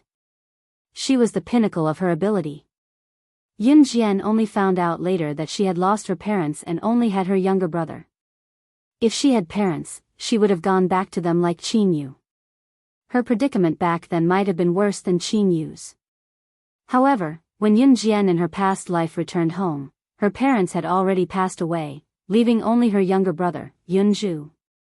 As Yun Jian pondered, Yun-yi stood aside with clenched fists. He swore that he would never let Qin-yu suffer again. He had to become stronger and protect her. However, Lu Ziyun, Lu Qi, the group of young men and women that Lu Qi had brought along, including the relatives that Lu Qi had called over, were all rooted to the spot in shock when they saw Qin Yu's scar. They didn't make a sound, didn't speak because they were stunned. Lu Ziyun, in particular, was rooted to the spot. Lu Ziyun hated Qin Yu, but it was not because she had been abducted by human traffickers when she was young. He hated it because his mother had died because of Qin Yu, and Qin Yu had returned in all her glory, as if she had enjoyed enough and had returned to beg for forgiveness. Lu Ziyun admitted that his thoughts had been extreme because of his mother's death. However, when all the misunderstandings were cleared, his heart still ached. Lu Ziyun had memories of Qin Yu before she was abducted. She was his biological sister after all. His mother was his dearest family, and so was his sister. He still remembered that his mother had once said that apart from his parents, his two younger sisters were his closest relatives. Now that he saw Qin Yu suffering so many injuries, his heart was pained as well. A person's heart was complicated. When he saw Qin Yu's back that was filled with scars, Lu Ziyun could not bring himself to harden his heart. He walked slowly toward Qin Yu but paused before asking, Lu Xan, what have you been doing all these years? Why did you injure yourself all over? There was an obvious change in Lu Ziyun's attitude. Of course, it was impossible for him to change completely after so many years of not seeing Qin Yu and being used to treating her fiercely. Qin Yu wiped away her silent tears, still hesitating if she should say it out loud. Chapter 609. The truth was that Lu Qi and her friends who did not look like good people shuddered when they saw the scars all over Qin Yu.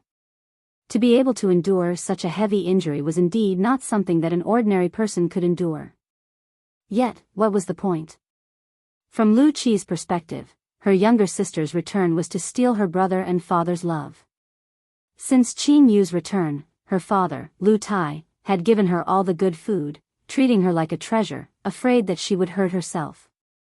In fact, the reason Lu Tai treated Qin Yu so well was because he still felt guilty that his daughter had suffered a lot even after she had been abducted by human traffickers for so many years.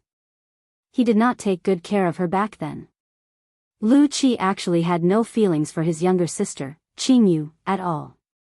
After all, Lu Qi was only a little over 10 years old when Qin Yu was abducted. She was only a year older than Qin Yu. A little over 10 years old was the age where one could remember things. From Lu Qi's perspective, her mother and father had always doted on her since she had a younger sister, giving her all the good food and toys when she was young. To be honest, Lu Qi had hated Qin Yu since she was young. It was also due to this reason that she did not feel upset when she found out that Qin Yu was abducted. Instead, she was secretly happy. Now that her younger sister was abducted, she could receive all the love from her parents. Reality proved this. After Qin Yu, who was also Lu Xian, was abducted, Lu Qi's parents doted on Lu Qi even though they had lost their appetite. It was because Lu Tai and his late wife realized that it was their fault for letting their younger daughter be abducted. Therefore, the only reason they insisted on staying alive was to take good care of their other daughter and their son. Lu Qi grew up under her parents' care. Although Luo village was a rural village and its economic development was backward, Lu Tai had never let his daughter and son suffer at all. Lu Ziyun had fallen from grace ever since his mother had passed away. Lu Tai had endured all these hardships with tears in his eyes. His wife was gone. If he were to degenerate as well, how could this family survive? When Qin Yu appeared, Lu Qi immediately felt that her father's love for her was threatened. Lu Tai took good care of her younger sister who seemed to have suffered for years outside, even giving her things to her long-lost sister. This made Lu Qi think that Qin Yu had returned to snatch away her happiness. Shao Qi, shut up. How can you say such things? In fact, Lu Ziyun's heart ached when he saw the wound on Qin Yu's back. He could not help but growl at Lu Qi when he heard what Lu Qi said. Qin was his younger sister no matter what, his biological sister. Furthermore, Lu Ziyun had a long memory. He remembered the past between him and his little sister. There were feelings. Even when he had yelled at Qin Yu to get lost, Lu Ziyun had never insulted Qin Yu with words that could easily be misunderstood in front of everyone. Lu Qi's to say that Qin Yu you're not innocent. Among the children who were abducted by human traffickers, some of the beautiful girls would be abducted and become prostitutes at a young age, earning money by accompanying customers. This had happened many times in Luo village. Was this not what Lu Qi was referring to when she said that Qin Yu was involved in an illegal business? Anyone with a discerning eye would know that. Lu Ziyun was displeased with Qin Yu before, but after seeing the scars on Qin Yu's back, he began to change. That was why he yelled at Lu Qi to shut up. Chapter 6:10. If she hadn't been so playful when she was young and insisted on going out to play, would she have been abducted by human traffickers? Would our mother have died so innocently? Brother, what's wrong with you? Why are you speaking up for her? Lu Qi glared at Qin Yu angrily before gritting her teeth at Lu Ziyun. The wounds on Qin Yu's back and hands did not prove anything. The people present would not even think that Qin Yu's wounds were left behind when she was an assassin or when she was on a mission. Luo village only had a few hundred families, the population was small. It was rare for Luo village's people to make a trip to Enchanting City, especially at the end of the 90s when transportation was gradually being developed and public transportation was available. However, how could one make a trip from Luo village to Enchanting City or even a long journey without money? The people of Luo village relied on farming to support their families. All their wealth came from selling the harvests in the fields and gradually accumulating it.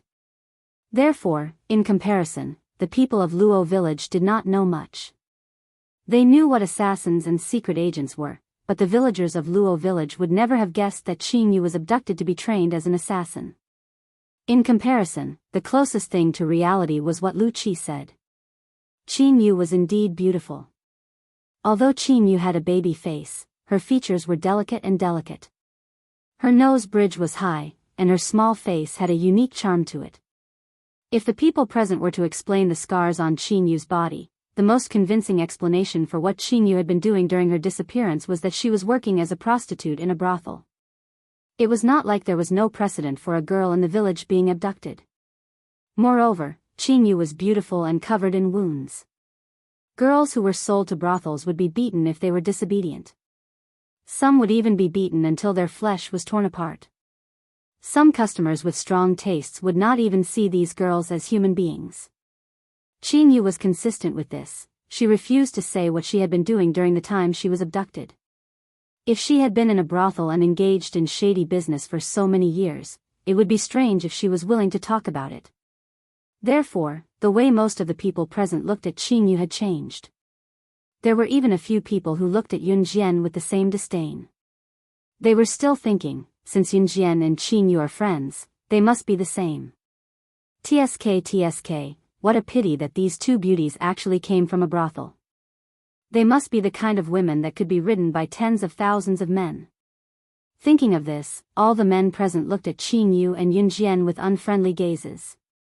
Some of them even thought, if I were to play with these two prostitutes who are ridden by tens of thousands of men, it would really be ecstasy. Lu Qi was still fighting with Lu Ziyun. Standing beside Yun Jian, CE, who was also a man, could clearly feel the gazes of the surrounding men staring at his woman with ill intentions. CE's eyes immediately darkened as he frowned. Especially when he felt the gazes sizing up Yun Jian's beautiful body, CE pulled Yun Jian behind him with a frown. After avoiding the gazes, CE looked up to meet the men who were staring at Yun Jian earlier. He then swept his domineering aura across the place and shouted at the men, "You're the one who's being bullied." Chapter 6:11. Lu Ziyun had no intention of humiliating Qin Yu in front of everyone. Such a thought had never crossed his mind. She was his sister after all. Lu Qi's words earlier had caused Lu Ziyun to frown. Initially, he had wanted to persuade Lu Qi to stop talking so much. Before he could say anything though, the group of uncles who were called over by Lu Qi and the old bachelors in the village who were here to watch the show were all staring at Yun Jian lecherously. They did not look at Qin Yu with lewd eyes because she was Lu Tai's daughter after all. Even if they wanted to, she was still Lu Tai's daughter. Yun Jian was different though. Everyone thought that Qin Yu must have been sold into a brothel. Yun Jian must be the sister that Qin Yu met in the brothel. She must be a prostitute who was ridden by thousands of men. Women earned money by spreading their thighs was the fastest way. That was what the men thought. It further convinced them that Qin Yu and Yun Jian were from a brothel. After all, Qin Yu was abducted when she was young. Even if she was adopted by a kind soul, how could she wear branded clothes when she came home? She looked like she came from a rich family. Only by earning money in that way could a young girl like her afford branded clothes. Yun Jian, who knew about Qin Yu's injury, must be the same as Qin Yu. Therefore, Lu Qi's uncles and the old bachelors who were here to watch the show were all looking at Yun Jian lecherously. They could not touch Qin Yu, but it did not mean that they could not touch her friend. Moreover, Yun Jian was exquisite and beautiful, even prettier than Qin Yu. This made the group of old bachelors present feel their hearts itch. Even if they had wives and children at home, their eyes would change color when they looked at Yun Jian. Some of the old bachelors in Luo village could not find a wife because they were poor. There were plenty of such people in the village. It was not surprising to see them. The old bachelors in Luo village had one thing in common: they were gluttonous and lazy. It was precisely because they were gluttonous and lazy that their families were so poor that they naturally had no money to marry a wife. These people were only here to watch the show, but once they heard it, they really imagined Qin Yu and Yun Jian to be that kind of person. Therefore, they did not hold back with their words. A short, bald-headed man with a limp spoke in front of Ce, his tone dripping with arrogance. "Young man, are you crazy? Is this woman your woman?" "Huh. Ha. I looked at her tender breasts. TSK, those breasts, they're really plump. They're probably the result of being pampered, right? Since this is your woman, young man, let's make a deal. Since your woman is for sale, why don't you let me play with her?" I'll give you money." This short old bachelor was only 1.55 meters tall, shorter than Yun Jian. He was considered short among men. Looking at Yun Jian, his heart had long been itching. Now that he said such words, it was even more disgusting. Even Lu Ziyun, who had just improved his attitude towards Qin Yu, could not help frowning when he heard it. Ce's eyes darkened when he heard the short old bachelor's words. His murderous intent rose. He could not even bear to touch his own woman. Was this old man seeking death?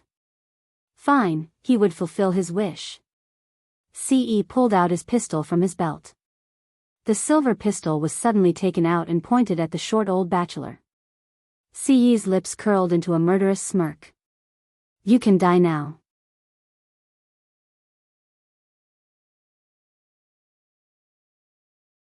When the short old man saw that Yun Jian had pushed the bullet away for him, he did not realize that he had just escaped death. Instead, he became even more complacent. He touched his bald head and thought that Yun Jian had been attracted by his good looks. He looked at Yun Jian and said in front of Ce, "Yo, little girl, you have good taste. How about it? Do you want to have sex with me? I'm definitely stronger than any man you've slept with before." As soon as he said this, Ce pointed the gun in his hand at the short old man's forehead. However, Yun Jian covered Ce's slender hand. Everyone present was terrified. They thought that Yun Jian was afraid that something would happen. Chapter 613. Just as Yun Jian finished speaking, Ce suddenly put an arm around her and stopped her from moving. Xiao Yunju was standing beside Ce. When Ce was about to pull the trigger, he reached out with his slender fingers and covered Xiao Yunju's eyes. At this moment, Ce was holding Yun Jian with one arm and not covering Xiao Yunju's eyes with the other. Xiao Yunju was very obedient, but he was still confused. Sister, what do you mean by living a life worse than death? Our teacher said that being alive means being alive, but why should we die if we're alive? Isn't that a contradiction?" Xiao Yunzhu cracked his little fingers and couldn't think of an answer after pondering for a long time. Hence, he asked this question. The tense atmosphere just now was soothed by Yunzhu's light-hearted question. Especially when Yunjian said that she wanted the short old bachelor to live a life worse than death, her tone and ruthless tone when she spoke just now. When everyone heard this, the short old bachelor's miserable state surfaced in their minds. Look after Xiao Zhu. You don't have to do anything today. Ce held Yunjian's waist with one arm and looked straight at the short old bachelor with his deep, hawk-like, domineering eyes as he spoke to Yunjian. These words warmed Yunjian's heart. Okay, Yunjian replied softly. When Ce said this, his tone was neither cold nor warm, and there was no expression on his face. But because of this, everyone present felt that his indifferent, handsome face, coupled with his slender fingers holding the gun in his hand, gave him an indescribable domineering aura. His domineering aura also gave off a chilling vibe. Brother, who is he? How can he have a gun? Lu Qi stood beside Lu Ziyan. She had been arguing with Lu Ziyan arrogantly earlier, but now she dared not utter a single word when she saw the gun in Ce's hand. Lu Qi, shut up. All of a sudden, Lu Ziyan recalled that this whole incident had started because of Lu Qi's unreasonable words. Lu Ziyan was still a smart person, and he quickly reprimanded Lu Qi. Brother, you're being mean to me again. You've never been this mean to me before. It's all because of her. Because she's back, all of you treat me badly and don't want me anymore. Lu Qi did not know that Lu Ziyan was doing this for her own good. She glared at Qin Yu with hatred as she spoke to Lu Ziyan. At this moment, Yun Jian had already covered Xiao Yunzhu's eyes. Ce was already walking toward the short old bachelor. What are you trying to do? The short old bachelor was suddenly intimidated by Ce's aura. He had thought that he would be fine earlier, but now he was shivering. In spite of this, the short old bachelor refused to lose face in front of so many people. He still held his head high.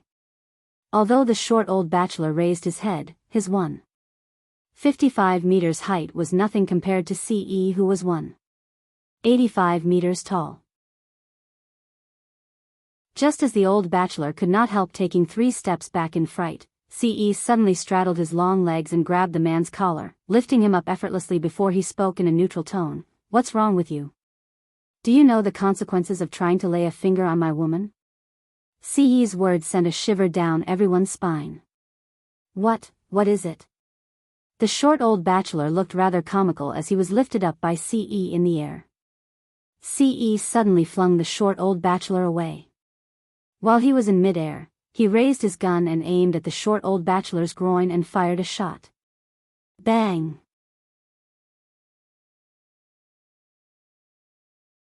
Chapter 6:14. The shot landed squarely on the short old man's manhood. After being flung away by Ce, the short old man's manhood was hit with a loud bang by Ce's shot.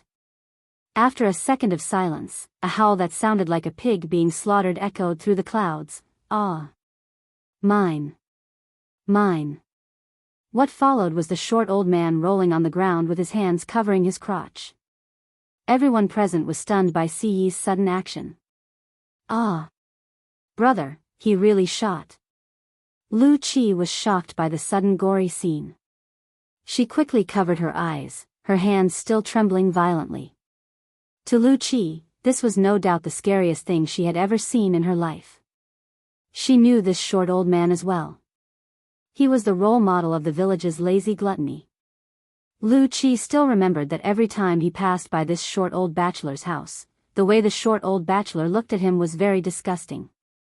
It was disgusting, but now that she saw a familiar face rolling on the ground with his hands covering his bloody crotch, his expression was one of unbearable agony. Lu Qi was frightened to death, especially when she saw the bloody scene from afar. Although Lu Qi grew up in a village, she had never seen blood. Both her parents treated her like the apple of their eye. Although their family's conditions were a little poor, Lu Tai would work himself to death and never let Lu Qi suffer even a little bit. Therefore, Lu Qi's fright was not to be underestimated. Lu Ziyan was frightened as well.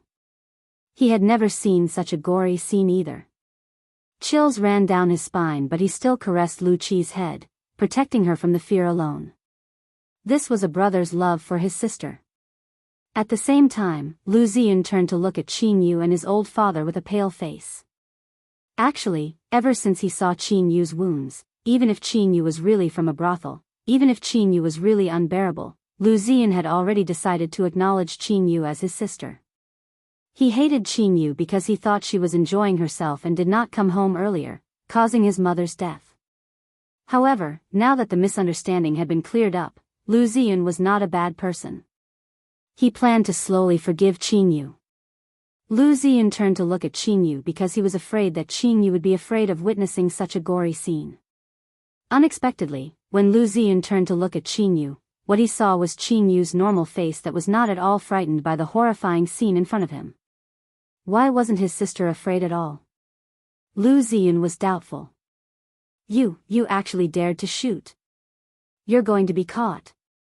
An old bachelor who saw what was happening pointed at Ce in fright, clutching his crotch as he exclaimed.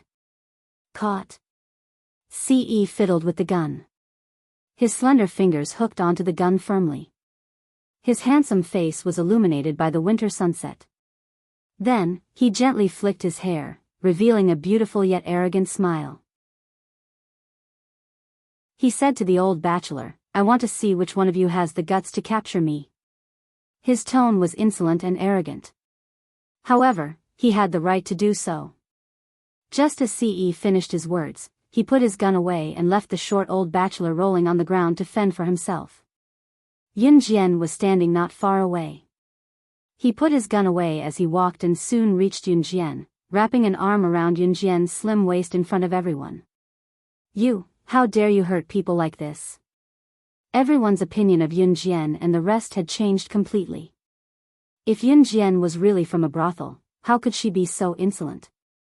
In other words, it was impossible for Qin Yu. Therefore, everyone was doubtful about the identities of Yun Jian, Qin Yu, and the others. Chapter 6:15. If she dared to kill someone, what else would she not dare to do? Yun Jian's words caused panic among the crowd. Especially the group of old bachelors who saw Yun Jian as a woman for sale. They were now looking at Yun Jian in disbelief, trembling in fear. Although Yun Jian was not the one who fired the shot, the way Ce pampered Yun Jian was enough to shock everyone present. The short old bachelor who had just lost his manhood had only spoken a few words about Yun Jian, but Ce had already crippled his manhood. Under such oppressive circumstances, who would dare to make a sound? If this wasn't courting death, then what was? As for the short old bachelor who was rolling on the ground with his hands covering his crotch, no one wanted to bother with him. After all, this short old bachelor was not a good person. However, it would not be good if someone died. Therefore, some of the older and more experienced people went over to help the short old bachelor up and headed to the only old clinic in Luo village. Those who were there to watch the show dispersed. What a joke. Who would be willing to be like that short old bachelor and watch a show, only to end up losing his manhood? What else could it be if not the loss outweighed the gain? Therefore, the crowd dispersed after a short while. In the end, even Lu Qi's group of friends left the place. They were practically running away. Xiao Xian, who are these friends of yours? Lu Tai asked Qin Yu as he glanced at Ce and Yun Jian fearfully after everyone had left. Lu Tai was a farmer who had lived in Luo village his whole life and had not seen much of the world. Therefore, he felt a sense of fear when he saw Yun Jian and Ce. Dad. Qin Yu wiped her lips and glanced at Yun Yi, about to reply to Lu Tai when Lu Tai interrupted her. A voice that was louder than Qin Yu's came through, Dad. Look at her. What kind of friends does she have? How could they beat someone up like that? We're done for. What if they come looking for us? We can't afford it with our family's condition. Lu Qi's exaggerated voice drowned out the words that Qin Yu wanted to blurt out. We didn't hurt him anyway. So many people in our village saw it. If anything happens, it's their fault. As Lu Qi spoke, she pointed at Yun Jian and Ce with her not-so-slender and rather plump fingers. It's all on me, Qing Yu said bitterly, lowering her gaze after Lu Qi spoke. Xiao Xan. Lu Tai's pain was unbearable. He finally found his youngest daughter who had suffered outside for so many years, but his other children were at odds with her. There was nothing more difficult to deal with than this. Dad, it's fine. Qing Yu turned to smile at Lu Tai, her expression forced. Qing Yu knew now that it was difficult, extremely difficult, for her to reconcile with her brother and sister. However, her father would not. Even if she had indirectly caused her mother's death, she was Lu Tai's biological daughter after all. Xiao Xan, I've let you suffer. Lu Tai said tearfully as he patted the back of Qing Yu's hand with his aged hand. Lu Xan, there's no one around now. Tell us, what have you been doing all these years? Lu Ziyun asked Qing Yu again when he saw that there was no one around. His tone when he spoke to Qing Yu was no longer as irascible as before. Qing Yu's lips were pursed as she lowered her gaze before turning to Yun Jian. Chapter 6:16. After all, Qing Yu was a higher-up in Kosha mercenaries. To be honest, her identity was an absolute secret. Kosha Mercenaries was an international mercenary group, and as a higher-up in Kosha Mercenaries, Qing Yu's identity had to be kept a secret. Of course, Qing Yu wanted to be honest with Lu Tai, Lu Ziyun, and the rest purely because they were her family, her closest kin. To be honest was to clear up misunderstandings. There were a few levels of honesty. The first was to come clean about everything.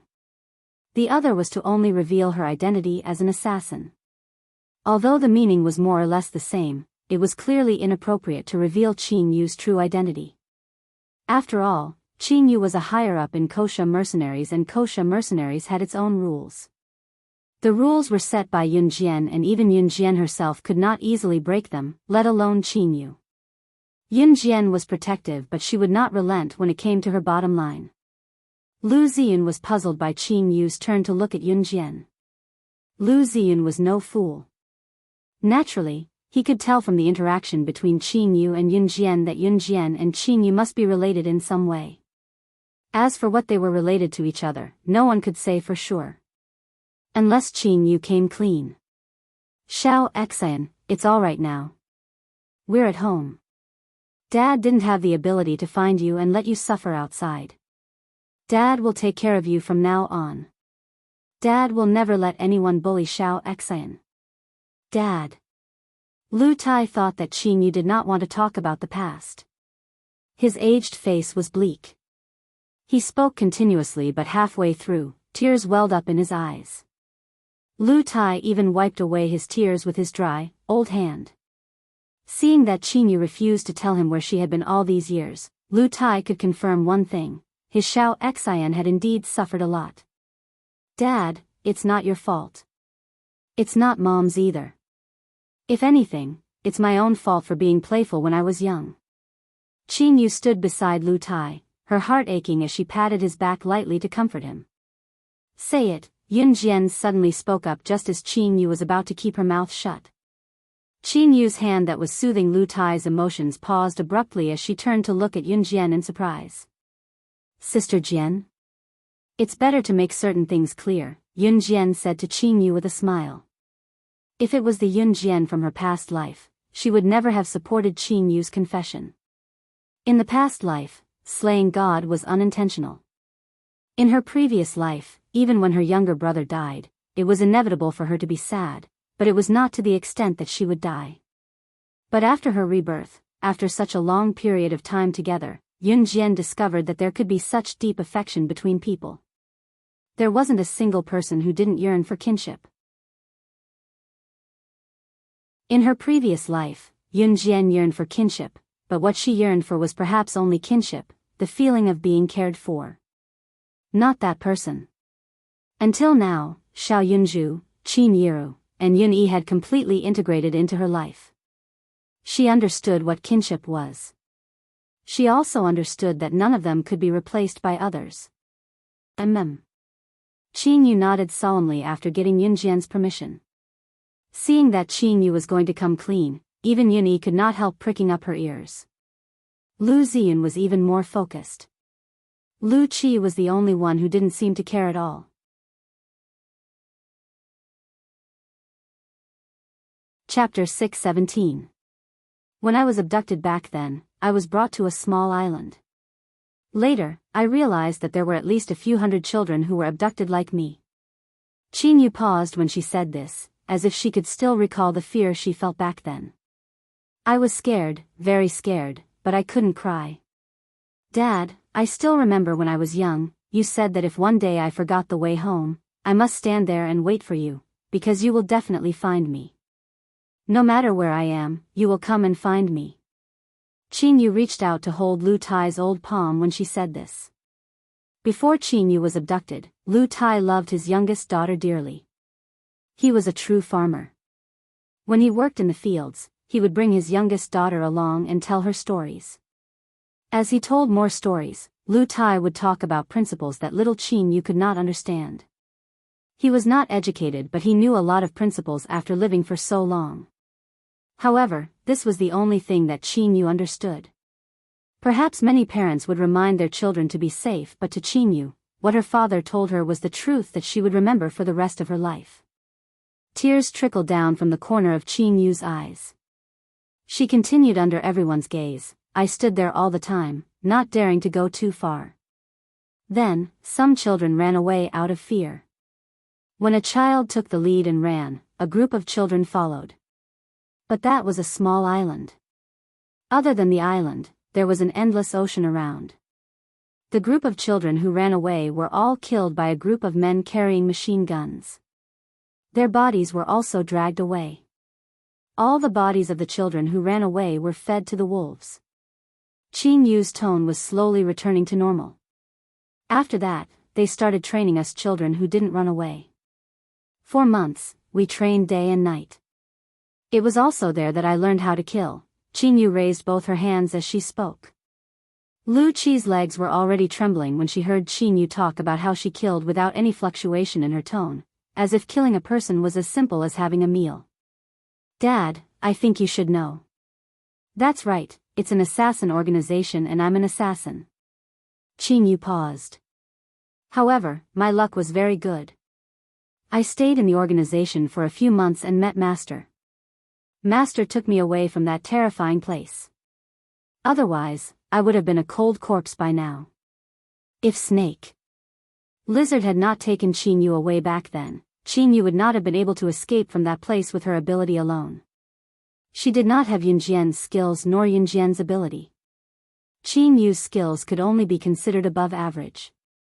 If Qin Yu had been like Yunjian, she would not have been able to leave the assassin organization alive. This was because out of hundreds of people, only a few had survived. Qin Yu stopped there.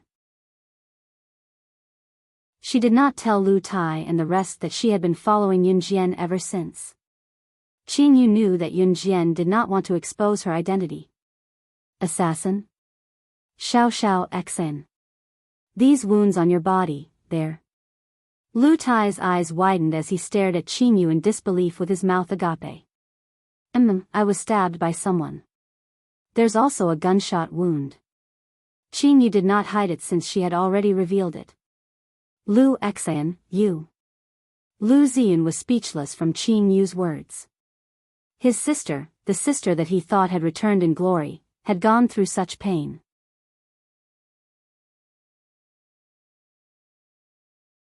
Chapter 6:18. The kidnapped sister was not sold to a prostitute's brothel, nor was she crippled and left to beg on the streets. Both of these were common occurrences in the real world. There were even quite a number of children from Luo village who were abducted. By the time their parents found their children, they were already crippled. How could a girl who had been a prostitute get married? Which one of the crippled beggars on the streets was not missing an arm or a leg? How would they live in the future? Some of them were even blinded. These were nothing more than human traffickers' tactics to gain sympathy from passers-by. These detestable human traffickers did not destroy a person but a family's happiness. However, these were not Qin Yu's experiences. She had gone to a place even crueler, an assassin's organization. Perhaps they had been abducted to become prostitutes, or perhaps they had been crippled and forced to beg on the streets. It was unfortunate, but at least this group of people was still alive. What about an assassin's organization? This was a place where the winner was king and the loser was a bandit. If one did not have the ability, one would die. In an assassin's organization, there were hundreds of children, but only a few of them survived until the end. Sometimes, there were not even 3 of them who survived. Yet his sister had been kidnapped to such a place. Lu Ziyun's heart skipped a beat. It was also in this second that his hatred for Qin Yu was completely set aside. He hated her because he thought that Qin Yu did not want to go home because she was enjoying life all these years, but when he knew what she had been through, as her brother, Lu Ziyun's heart still ached. This was his sister after all. My Xiao Xian, you've suffered. It's all Dad's fault. I couldn't find you and didn't keep my promise. It's Dad's fault, it's Dad's fault. Lu Tai's soul almost left his body when he heard Qin Yu's story. He thumped his chest and yelled at himself for being useless. He really did not expect his younger daughter to be kidnapped and sent to an assassin's organization. Those who entered a place like that would die without a doubt. Dad, didn't I come back alive? Dad, don't blame yourself. If it weren't for you telling me to wait for you at the same spot when we got separated, I would have been running around with those kids. Qin Yu quickly grabbed Lu Tai's hand and comforted him. If Qin Yu had run around like the other children, she would have died on the spot. As expected, Lu Tai's emotions calmed down at once when Qin Yu said that. Yun Jian scanned everyone's expression and realized that Lu Ziyun had completely cleared up his misunderstanding of Qin Yu. As for Lu Qi, she was Qin Yu's elder sister. At this moment, Lu Qi's heart was filled with complicated emotions. Lu Qi had always thought that Qin Yu's return was to snatch her father and brother's love away from her, but she still felt a twinge of pain when she knew what her sister had gone through. To Lu Qi, her younger sister Qin Yu had snatched away all her childhood love. When her younger sister was abducted, Lu Qi was indeed vaguely happy because her love for her had returned. However, there was also a sense of emptiness in her heart, as if something was missing. Lu Qi had always had a sharp tongue. No matter how hurtful her words were, no one would dare to claim second place if she claimed to be the best. So, Dad, we must live together as a family from now on. Qin Yu flashed a bitter smile. Lu Tai nodded heavily, touched.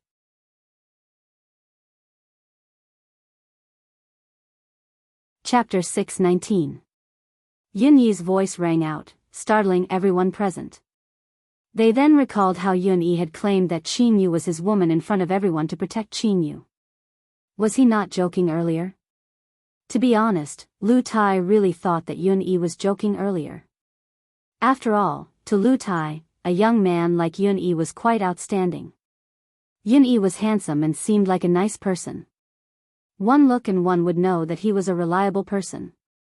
Of course, Lu Tai would not associate his youngest daughter with Yun Yi.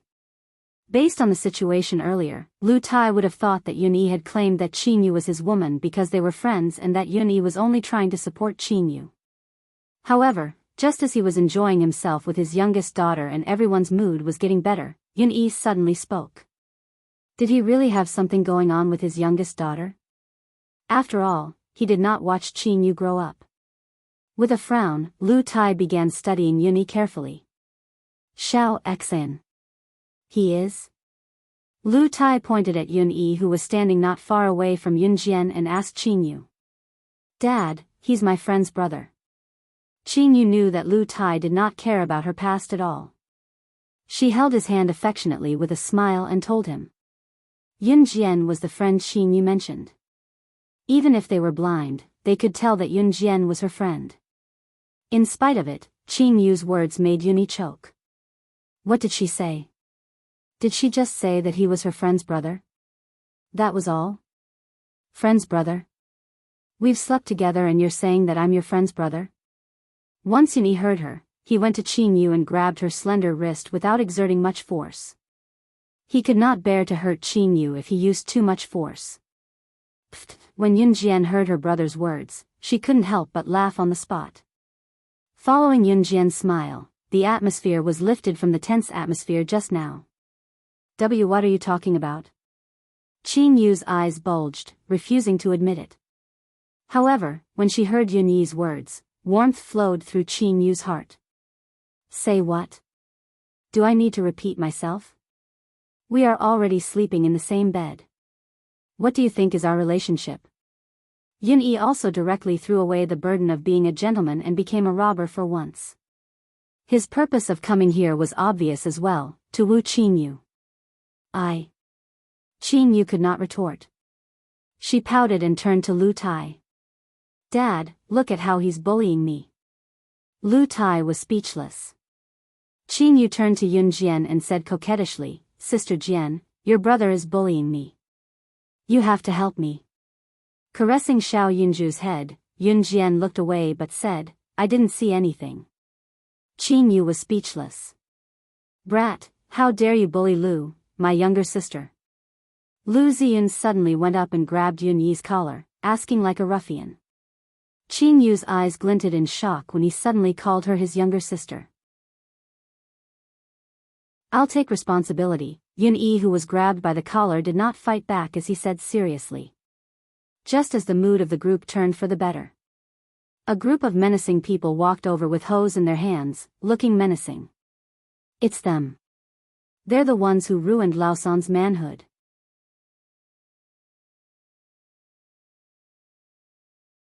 Chapter 620. The short old bachelor who had just been shot by CE was surnamed Wang. Everyone in the village called him Bachelor Wang. Bachelor Wang was not the first old man in Luo village to be a bachelor. There were more bachelor men in Luo village than men who were able to get married and have children. What was the reason for this? There was actually a reason. Luo village had been a poor and destitute village since ancient times. Since ancient times, this place was especially prone to drought. The farmers could not afford to grow crops, and the rain was scarce. There was little rain in all 4 seasons. And Luo village's ancestors had passed down a preference for boys over girls. In the eyes of most families in Luo village, there was an absolute difference between giving birth to a boy and a girl. Giving birth to a boy was for their retirement. Giving birth to a girl, a married daughter, was like spilled water. Therefore, everyone said that a daughter was a waste of money. And Luo village was such a feudal place. Over time, Luo village developed a habit. Every family had to give birth to a son before they were willing to give up. This also led to an indirect problem. In Luo village, there were too few girls compared to boys. As a result, there was only 1 girl among 3 or 4 boys. Luo village was poor to begin with. It was basically impossible to get a wife from outside. And the ratio of men to women in Luo village had been unbalanced for a long time. Until now, there were not many girls in Luo village at all. Even the girls in Luo village would marry outside. So what would these boys do when they grew up?